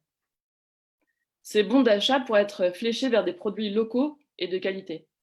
Et par exemple, ce conventionnement pourrait se faire à l'échelle locale et se décider à l'échelle locale, et on retrouve le thème de la démocratie alimentaire que j'ai déjà vu plusieurs fois dans le chat. Et donc, par exemple, ça, c'est une idée qui est très en vogue et sur laquelle de nombreuses assos déjà réfléchissent, dont je peux déjà citer la Confédération paysanne. Mais du coup, je vais revenir plus largement sur le sujet et je vais passer la parole à Émilie Anciano, qui va pouvoir nous présenter un peu plus les enjeux. Justement, comme elle nous a dit, plutôt elle est spécialiste de la justice alimentaire. Et du coup, j'ai plusieurs questions, j'en ai 3 en tout. La première, c'est est-ce que cette nourriture saine et locale est vraiment plus difficile d'accès pour ces personnes défavorisées? Est-ce qu'il existe déjà des solutions et des innovations qui existent déjà, je dis doucement pour que vous puissiez tout noter. Et troisièmement, la compétence sociale, on le sait, revient au département et pas aux régions. Donc, est-ce que le territoire régional est le plus pertinent pour agir? Et si oui, quel moyen d'action il a pour ce faire? Voilà, c'est tout. Merci beaucoup pour ces belles questions. Je vais en fait la question, je vais essayer de répondre dans l'ordre. En fait, moi, en plus en essayant de m'inscrire dans ce qui s'est dit là, etc., en substance, ce qu'on s'aperçoit, c'est que oui, l'alimentation, c'est un moyen de se réapproprier pour de plus en plus pour des consommateurs de la qualité de vie, du pouvoir aussi, hein, du pouvoir d'action. À l'heure où, par exemple, en termes de mouvement social ou en termes la question de l'engagement est difficile, et c'est sans doute aussi pour ça qu'il y a plein de systèmes alimentaires alternatifs qui ont fonctionné aussi, parce que c'est ça. Mais en fait, donc l'alimentation, c'est politique, mais pas pour tout le monde. Et de fait, l'alimentation, c'est aussi une contrainte. Et comme ça a déjà été dit, c'est loin d'être un pouvoir d'action. Et de fait, l'idée de parler de démocratie ou de justice alimentaire, c'est justement ça, en fait. C'est l'idée c'est que l'accessibilité, on va le voir, je vais un peu en parler, mais c'est l'activité économique, etc. Mais c'est aussi l'idée de permettre à ce que certaines personnes, certains territoires gagnent du pouvoir d'agir, et grâce à l'alimentation et par l'alimentation, en fait. C'est ça l'idée de parler de démocratie ou de justice alimentaire. Alors, en fait, c'est pourquoi il y a des problématiques d'accès ou des problématiques de frein à l'alimentation de qualité. Voilà, il y a la question, évidemment, la question économique, avec des revenus, un revenu insuffisant, comme ça a été dit. Voilà, la part en fait des budgets alimentaires dans la consommation des ménages, elle a augmenté sans cesse, en fait. C'est pas parce que c'est la part dans les revenus qui a augmenté, et donc du coup qui est plus difficile à assurer. Et cette question-là, comme je l'ai déjà dit, voilà, il y a la question de ce que rémunère le prix, ce qu'il y a derrière, et du coup c'est la question des filières et de qu'est-ce que rémunère le producteur et le paysan. Donc ça, c'est la première chose, la dimension économique. Mais le problème, c'est qu'il n'y a pas que cette dimension-là. En fait, il y a aussi des inégalités d'accès, et d'accès, excusez-moi, territorial ou spatial. Ça veut dire que tout à l'heure, il était dit que en fait, effectivement, il y avait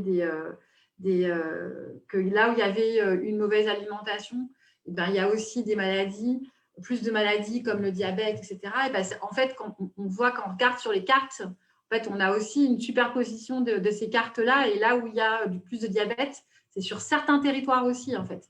Et c'est en particulier les quartiers périphériques. Donc, il y a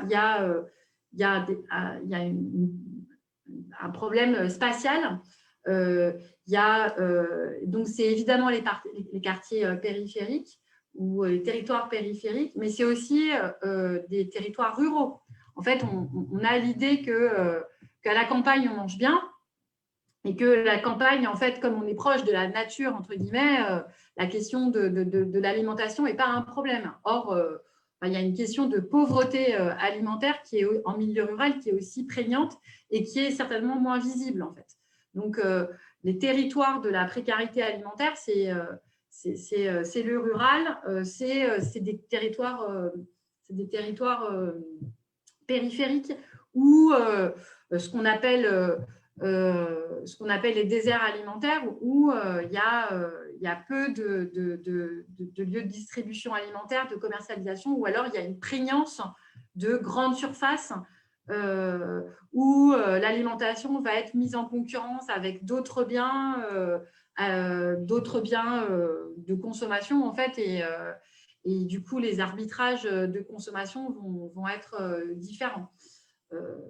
Et le concept de désert alimentaire qui a été construit au départ, en fait, en Amérique du Nord, on a longtemps pensé qu'en France ou en Europe, c'était quelque chose qui n'existait pas, en fait, mais or, les géographes nous montrent bien qu'on a des déserts alimentaires qui revêtent certaines caractéristiques, hein, qui sont sur des espaces moins grands, etc. Mais on a ces dimensions-là.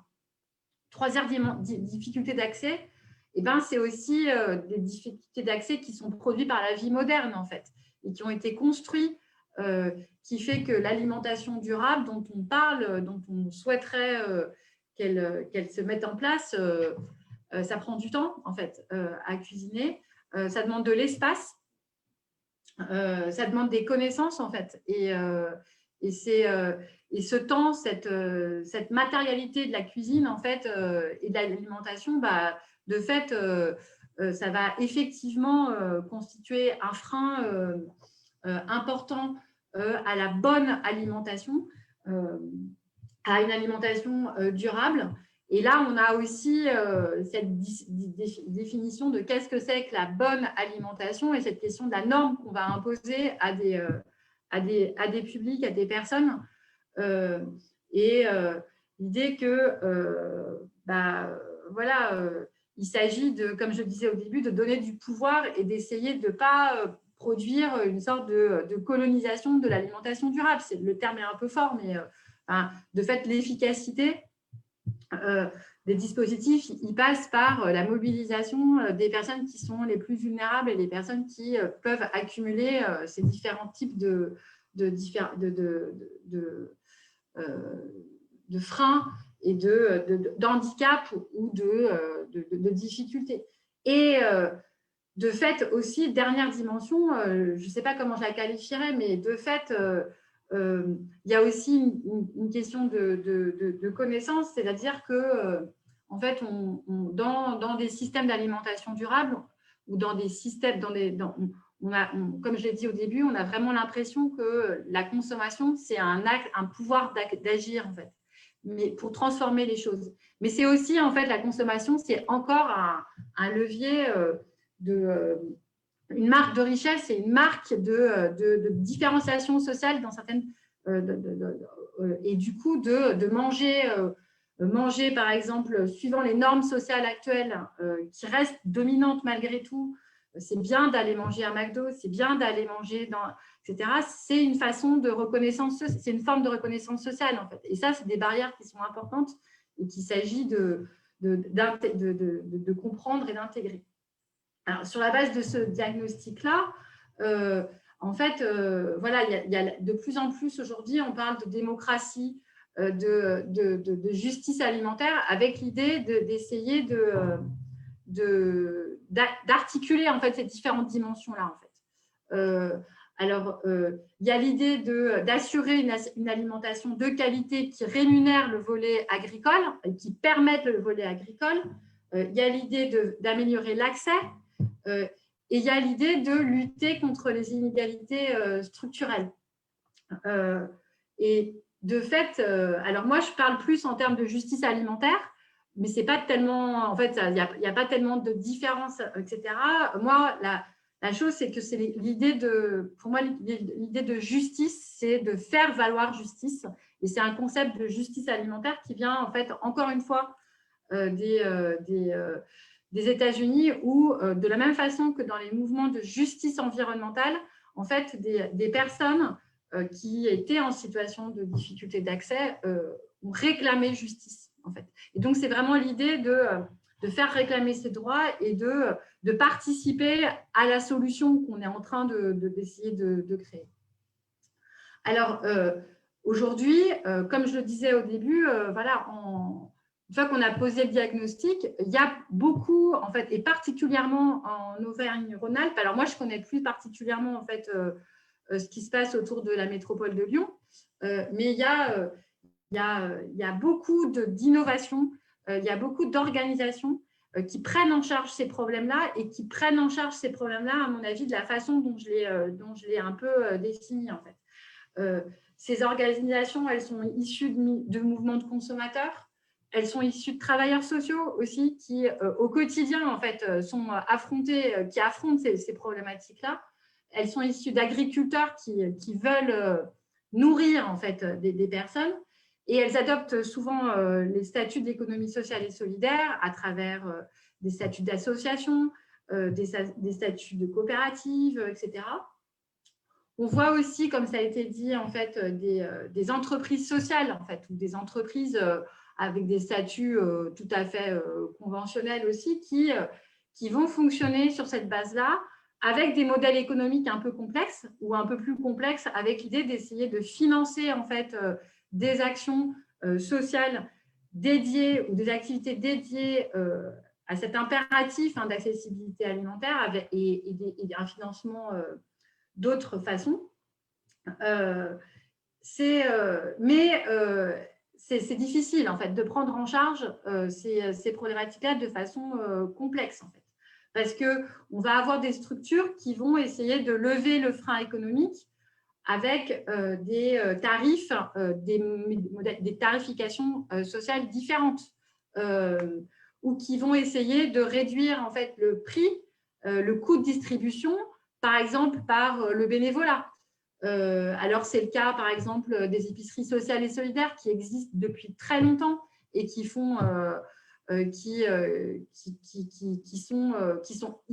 innovent dans la durée, en fait. Le mouvement des épiceries sociales et solidaires, c'est vraiment des choses qui sont ancrées sur les territoires et qui, du coup, fonctionnent sur une mixité de public, en fait. Et donc, une mixité de public et donc une solidarité entre les publics. Mais finalement, ce qu'on constate, c'est que l'effort sur le prix, comme je disais, il n'est pas suffisant.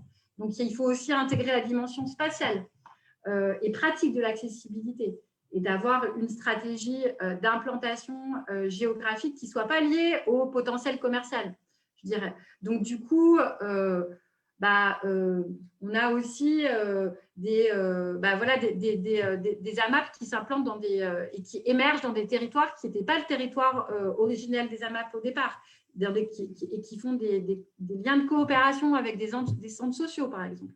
Donc, on a encore un renouvellement pour prendre en charge ça. J'essaie d'aller vite. Il y a la question d'associer à l'activité purement marchande la prise en charge d'activités de socialisation, l'activité d'éducation ou simplement d'organiser des événements. Alors, il y a par exemple le cas qui est hyper connu du réseau VRAC qui a émergé dans la métropole de Lyon et sur la base d'un partenariat qui est assez intéressant avec Est Métropole Habitat, avec une fondation et un entrepreneur, où l'idée, c'est aussi beaucoup de produire des produits que les personnes ont eux-mêmes choisis sur la base de groupements d'achat et d'organiser des événements de socialisation pour justement essayer d'activer ce côté, moi, que j'appelle justice et d'autonomisation. Alors, pour vite finir, pour la dernière dimension de la question qui t'est posée, en fait, nous, on a fait, dans le cadre d'une recherche, en fait, on a fait un diagnostic en fait, des pratiques d'accessibilité alimentaire sur le territoire de la métropole. Et ce qu'on s'aperçoit, c'est que, en fait, c'est quand même très difficile au niveau d'une organisation de prendre en charge l'ensemble des enjeux de la justice alimentaire. Parce qu'on est sur la base effectivement d'une action autonome, d'une action citoyenne, d'une action économique. Et de fait, il y a toujours les questions de modèle économique qui se posent et la question aussi de l'échelle en fait, de l'action. Donc, moi, il me semble que c'est pour ça qu'il y a un impératif de coordination, de coopération entre ces initiatives et de soutien à ces initiatives. C'est-à-dire que là, on a vraiment des initiatives qui sont des structures d'intérêt général et qu'il s'agit de soutenir sur une échelle territoriale, sur les territoires qui sont les territoires que j'ai décrits particulièrement, les territoires, périphériques, les territoires ruraux, où il s'agit de soutenir ces actions. Et effectivement, il me semble que, bien sûr, la métropole, la ville ont un pouvoir important via la commande publique, via le soutien aux politiques d'action sociale, mais il me semble qu'effectivement, la dimension régionale, elle est importante parce c'est véritablement, à mon sens, à ce niveau-là qu'on va pouvoir articuler la question alimentaire et la question agricole sans faire injure à la métropole, hein, mais c'est-à-dire qu'on va pouvoir voir cette diversité des espaces, cette cohérence entre les différents espaces. Et après, moi, je souscris tout à fait à ce que disait Lucille. En fait, il y a des expériences, en fait, il y a l'enjeu de la sécurité sociale alimentaire qui apparaît de plus en plus et des formes d'action publique, encore une fois, je suis désolée, qui viennent des États-Unis. C'est-à-dire que les États-Unis ne sont pas qu'un mode libéral, il y a des expériences, en fait, de régulation forte, en fait, en termes de politique publique, avec, en fait, des bons alimentaires qui financent les agriculteurs à destination des consommateurs. Il y a pas mal de… Émilie, un peu été longue. Ouais, il y a pas mal comment dire, de partages qui ont été faits sur les réseaux sociaux, là, sur Facebook, notamment sur des cycles de conférences, sur le réseau VRAC, sur toutes ces associations qui œuvrent et qui illustrent pas mal tout ce que tu viens de dire là. Du coup, Lucille, peut-être, si tu as terminé, Émilie? Oui, tout à fait. D'accord, merci. On va passer à la suite, Lucille, si tu peux reprendre la main. Oui, du coup, merci Émilie pour ces réponses, un peu le bilan et les solutions et un peu cette perspective régionale. Du coup, j'ai donné la parole à Sébastien Crépieux juste après. Et donc, il s'est présenté plus tôt, donc je ne vais pas revenir là-dessus. Mais du coup, j'aurais plusieurs questions à lui poser. Déjà, comment accompagner cette transition, donc ce changement sur ce territoire au niveau agricole? Comment en fait accompagner les agriculteurs pour qu'ils puissent y trouver aussi un intérêt économique et donc aussi s'y mettre aussi? Et selon vous, deuxième question, est-ce que l'échelle de la région est la bonne aussi pour ces questions et quels moyens d'action a-t-elle aussi pour aider ces innovations à prendre forme et à se structurer sur la région? Merci. Merci Lucille pour ces questions. Tout d'abord, je vais peut-être commencer par la question de l'agriculteur et comment on le fait changer. Parce que c'est une vaste question, ça fait 50 ans qu'on le fait changer, en fait, pour le faire passer d'un modèle d'après-guerre où on ne produisait plus, où on était sur des micro-exploitations. On lui a dit la panacée, ça va être de faire des grandes exploitations mécanisées, d'avoir de moins en moins de monde sur les exploitations. Parce qu'il gagnera plus, il s'est endetté. Maintenant, on se retrouve à une situation où, au final, ils ont presque la corde au cou sur des niveaux d'investissement qu'ils n'arrivent plus à porter, sur des marchés mondiaux qui sont extrêmement bas, avec des compétitions qui viennent d'Ukraine, du Brésil, des États-Unis. Tout à l'heure, j'ai vu quelqu'un qui mettait l'exception agriculturelle. Je trouve ça fantastique. Ça fait des années que personnellement, je pense cette idée de sortir de ce marché des commodités, c'est le marché local. Nous, c'est ce qu'on essaie d'avoir, un marché régional. Au pire, sortez de ces idées de commodité où un prix, le prix de New York ou le prix de la bourse de New York dicte le prix du blé à Clermont-Ferrand ou à Lyon. C'est strictement n'importe quoi. Donc voilà, donc du coup, on les a forcés à rentrer dans ce modèle et maintenant, à marche forcée, on leur dit tout ce que vous avez fait là depuis 60 ans, c'est nul, en gros, changez tout en 3 ans, en 2 ans, des fois même du jour au lendemain, on vous interdit telle ou telle solution technique, on vous dit que tout ce que vous faites, c'est mauvais et qu'il faut revoir tout le modèle. C'est extrêmement frustrant quand on est agriculteur, c'est extrêmement compliqué, on a l'impression que ça vient d'en haut, ça vient des villes, on vous impose des solutions qui ne sont pas comprises. Et même que les politiques souvent ne comprennent pas. Et c'est vrai que pour leur redonner là-dessus la main libre et la fierté, c'est extrêmement compliqué. Nous, moi, la philosophie d'Inverse depuis le début, c'est justement être dans une agriculture de solutions. Donc, leur proposer des alternatives, leur dire que l'agroécologie, ce n'est pas un gros mot, mais par contre, il peut être porteur de valeurs et pas uniquement de valeurs de durabilité ou de bon sens, des fois, de changement, mais également économique. Parce que c'est par l'économique aussi qu'on peut leur trouver une issue, qu'on peut leur dire que en fait, le changement, il est possible. Ce n'est pas en mettant uniquement des contraintes, c'est en leur disant il y a des voies possibles. Ces voies, elles sont compliquées, elles sont longues. L'agriculture, on a tendance à l'oublier, mais on est dans le temps long, voire très long. Chaque année, une nouvelle expérimentation, un point de changement, d'inflexion. Passer une légumineuse, ça ne se fait pas par un claquement de doigts. Je pourrais vous citer sur la plaine de la Limagne, ils en ont fait cette année des lentilles. Gros marché, opportunité, effectivement, légumineuse. Il y a la coopérative d'à côté qui a lancé beaucoup de contrats. Résultat, aucune lentille récoltée sur la zone parce que période sèche, parce que manque de technicité, parce qu'on a interdit l'irrigation, parce que plein de choses. Moi, ce n'est pas un claquement de doigts qui permet de dire qu'on va trouver des solutions directement. Donc ça, voilà, c'est un peu difficile. Par contre, il y a cette fierté qui se retrouve quand l'agriculteur, on lui trouve des solutions. Et là, le premier avec lequel on travaille et les suivants, ils sont à la fois convaincus d'un modèle, et donc ils sont venus pour un modèle, pour cette durabilité. Ils disent on veut être une part de la solution. Et ils ont conscience que le dialogue avec les citoyens, il s'est rompu. Ils veulent montrer qu'ils peuvent le faire, qu'ils peuvent aller vers le changement. Et d'un autre côté, réglementairement, les forces aussi. Si je prends l'exemple des poulaillers intensifs et des poules pondeuses, demain, il n'y aura plus d'œufs à un moment, dans la poule ne verra pas un moment, au moins le jour, ou un parcours extérieur. Donc, quand même, le politique a un rôle très important là-dessus sur ces changements qui sont, s'ils sont bien expliqués, acceptés. Mais en tout cas, ils veulent être part de la solution. Et c'est vrai que quand vous l'avez montré sur le point de vue économique tout à l'heure, que sur 100 € d'alimentation qu'on achète, nous, Français, il y a 6,50 € qui revient à l'agriculteur, comment vous voulez qu'il change? Ce n'est pas possible. Donc voilà, ça c'est extrêmement compliqué. Il faut à la fois garder ce temps long et puis le fait que si on veut vraiment que ça change, on ne doit pas être uniquement dans la punition, on doit être aussi dans la gratification et dans leur redonner de la valeur. Donc l'innovation dans tout ça, elle a un rôle extrêmement important à jouer et la région a un rôle extrêmement à jouer pour promouvoir le changement dans les filières actuelles. Et ça, c'est plutôt, je pense, bien compris au niveau régional.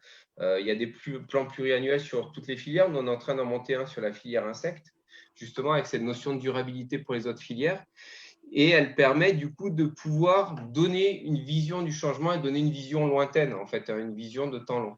Voilà, donc je pense que la région là-dessus, elle a un rôle extrêmement important à jouer et surtout en réconciliant, je pense, le citoyen qui achète l'alimentation avec celui qui la produit. Et c'est souvent malheureusement le conflit qu'on a actuellement entre les zones rurales et les zones urbaines qui fait que les gens ne se comprennent plus. Les problèmes, ils ne sont pas du tout compris. C'est vrai que en tant que, si on se considère en urbain, on ne sait plus vraiment faire pousser des légumes, des salades, encore moins du blé ou du maïs. Et je ne vous parle même pas de tuer un poulet ou de l'élever. Et on se permet de dire les solutions qu'il faut faire au niveau agricole. Et malheureusement, ce n'est pas comme ça qu'on restaure le dialogue. Voilà, ça sera un peu le mot de conclusion là-dessus.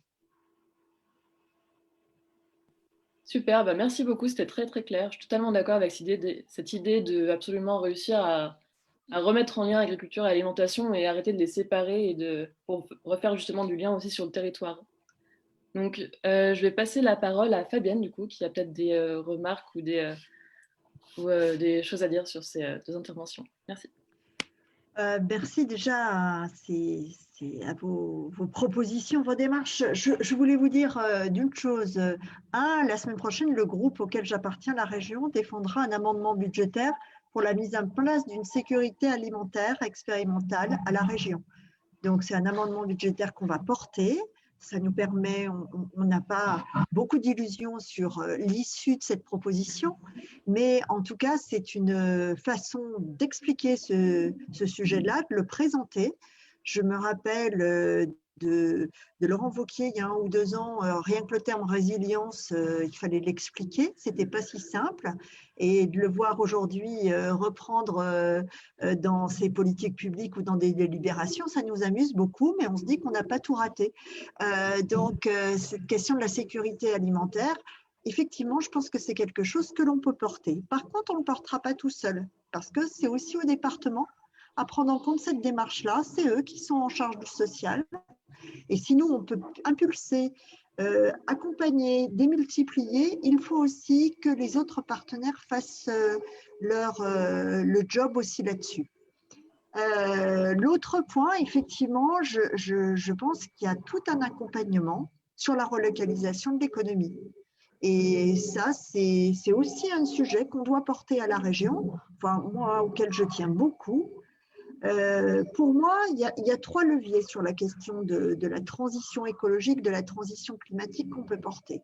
C'est la question de l'alimentation, et on sait aussi l'impact que ça peut avoir. C'est la condition de la relocalisation de l'économie, et c'est aussi la révolution énergétique, et notamment de rendre à la terre ce qu'on a produit, le compost, ou de travailler aussi avec la biomasse pour faire de l'énergie. Donc là encore, je pense qu'il faut qu'on soit dans ces logiques de circularité, d'écosystèmes résilients forts sur lequel on va produire sur le territoire ce dont on a besoin.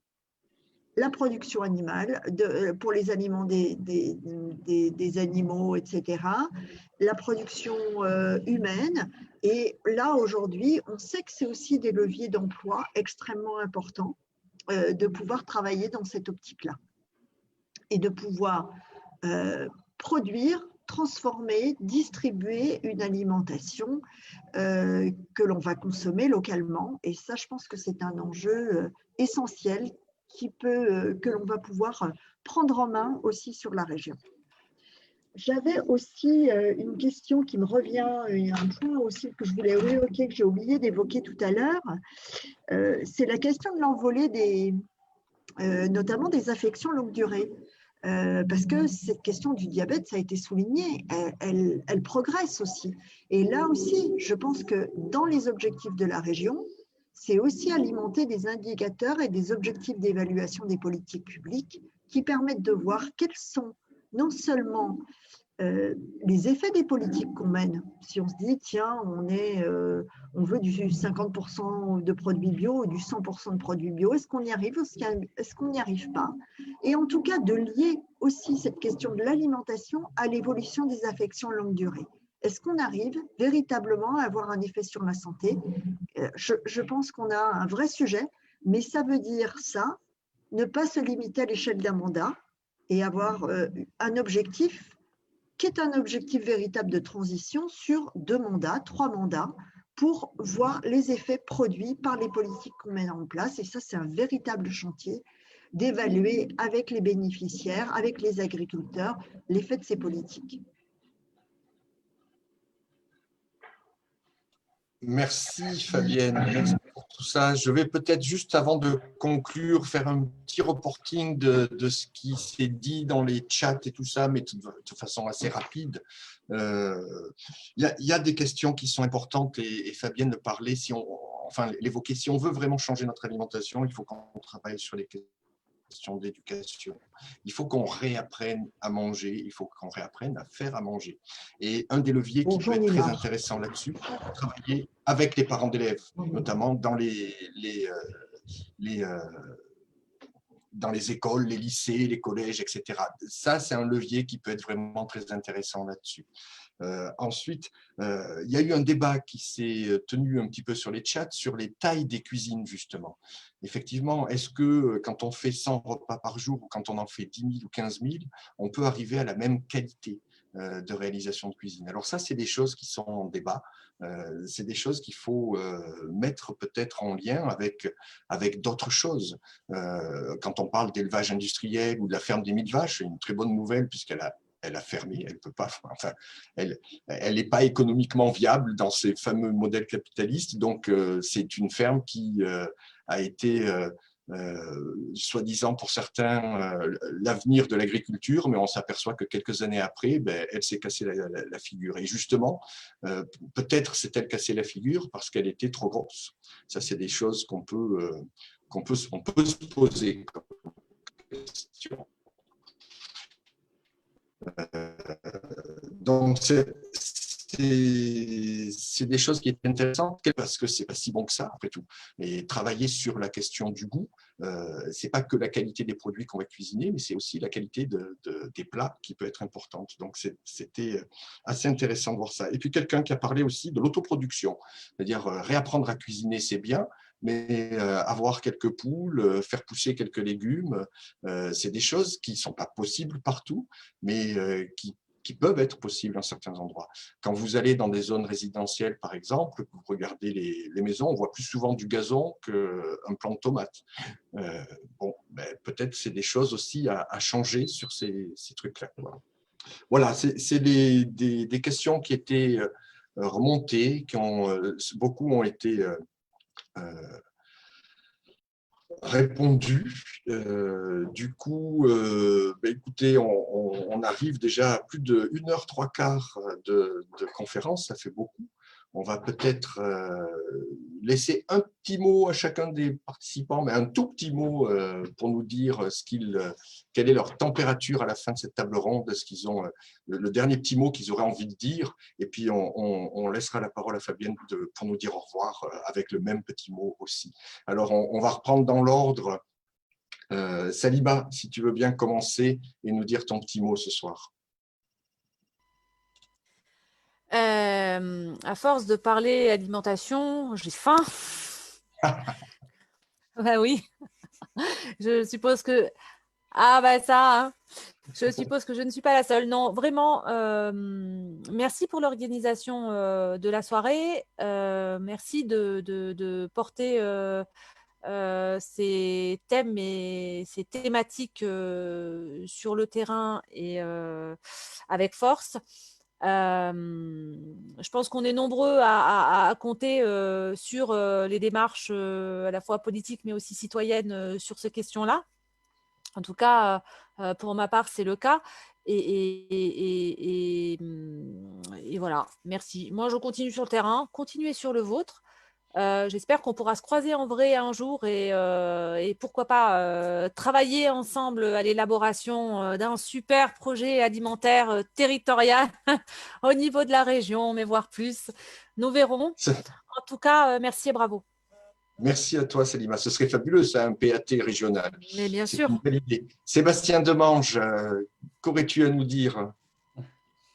Très rapidement, qu'il faut effectivement prendre le temps et que ça se réfléchit, qu'effectivement l'alimentation est vraiment un axe central et qui se réfléchit avec évidemment les agriculteurs, qui se réfléchit évidemment avec les personnes avec chaque citoyen et chaque citoyenne, parce que on mange tous, c'est un levier vraiment fondamental et à bien des niveaux, et qui effectivement, je ne peux que souhaiter que vos actions auprès de la région permettent un changement en profondeur, on va dire, de nos pratiques.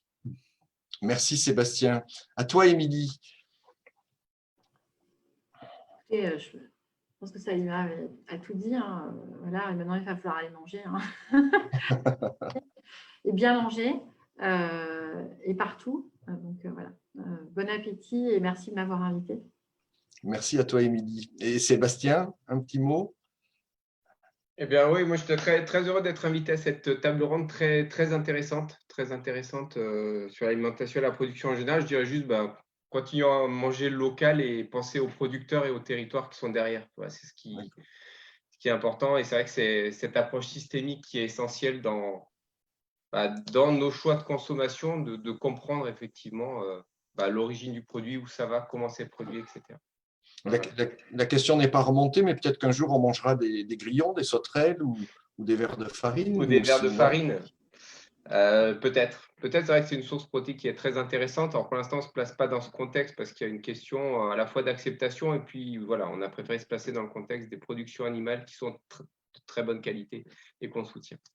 Très bien, merci. À toi, Fabienne, de nous dire au revoir. Et puis ensuite, la table ronde sera terminée. Merci à vous, merci Magali, merci Laetitia, merci Lucille, en tout cas, d'avoir animé cette table ronde. Allez, Fabienne. Allez, Et merci à l'équipe beaucoup. derrière, parce qu'il y a toute l'équipe derrière qui n'est pas là. Ouais. Bon, merci beaucoup, mille fois à tous pour l'organisation. Je sais que c'est un gros travail et c'était très intéressant de vous avoir tous ce soir. Je pense que maintenant, on a un gros travail à faire, c'est de porter cette question de l'alimentation auprès de nos électeurs et de nos électrices et puis d'organiser ça par bassin de vie. Moi, je crois plutôt à des plans alimentaires territoriaux à l'échelle de bassin de vie, parce que je pense qu'il y a la question du foncier qui se traite aussi à l'échelle des bassins de vie, et que ça, c'est un vrai travail minutieux que l'on doit porter avec les collectivités locales, avec les consommateurs, les établissements de restauration scolaire, avec les cuisines centrales. Il y a un vrai sujet là-dessus. On a des acteurs qui vont nous aider et comptez sur moi, en tout cas, quand je serai présidente de région, pour vous accueillir à Confluence et qu'on puisse porter ces actions-là ensemble. On a un gros chantier sur les bras, mais je crois que ça en vaut la peine. Voilà, merci beaucoup. Merci Fabienne. Et on te retrouve vendredi 19h avec les associations et les acteurs de l'économie sociale et solidaire. Pour une région plus résiliente et solidaire, bien entendu. Eh bien, merci à vous tous. Bonne soirée et à très bientôt. À très bientôt, merci. Merci. Bonne soirée. Bonne soirée.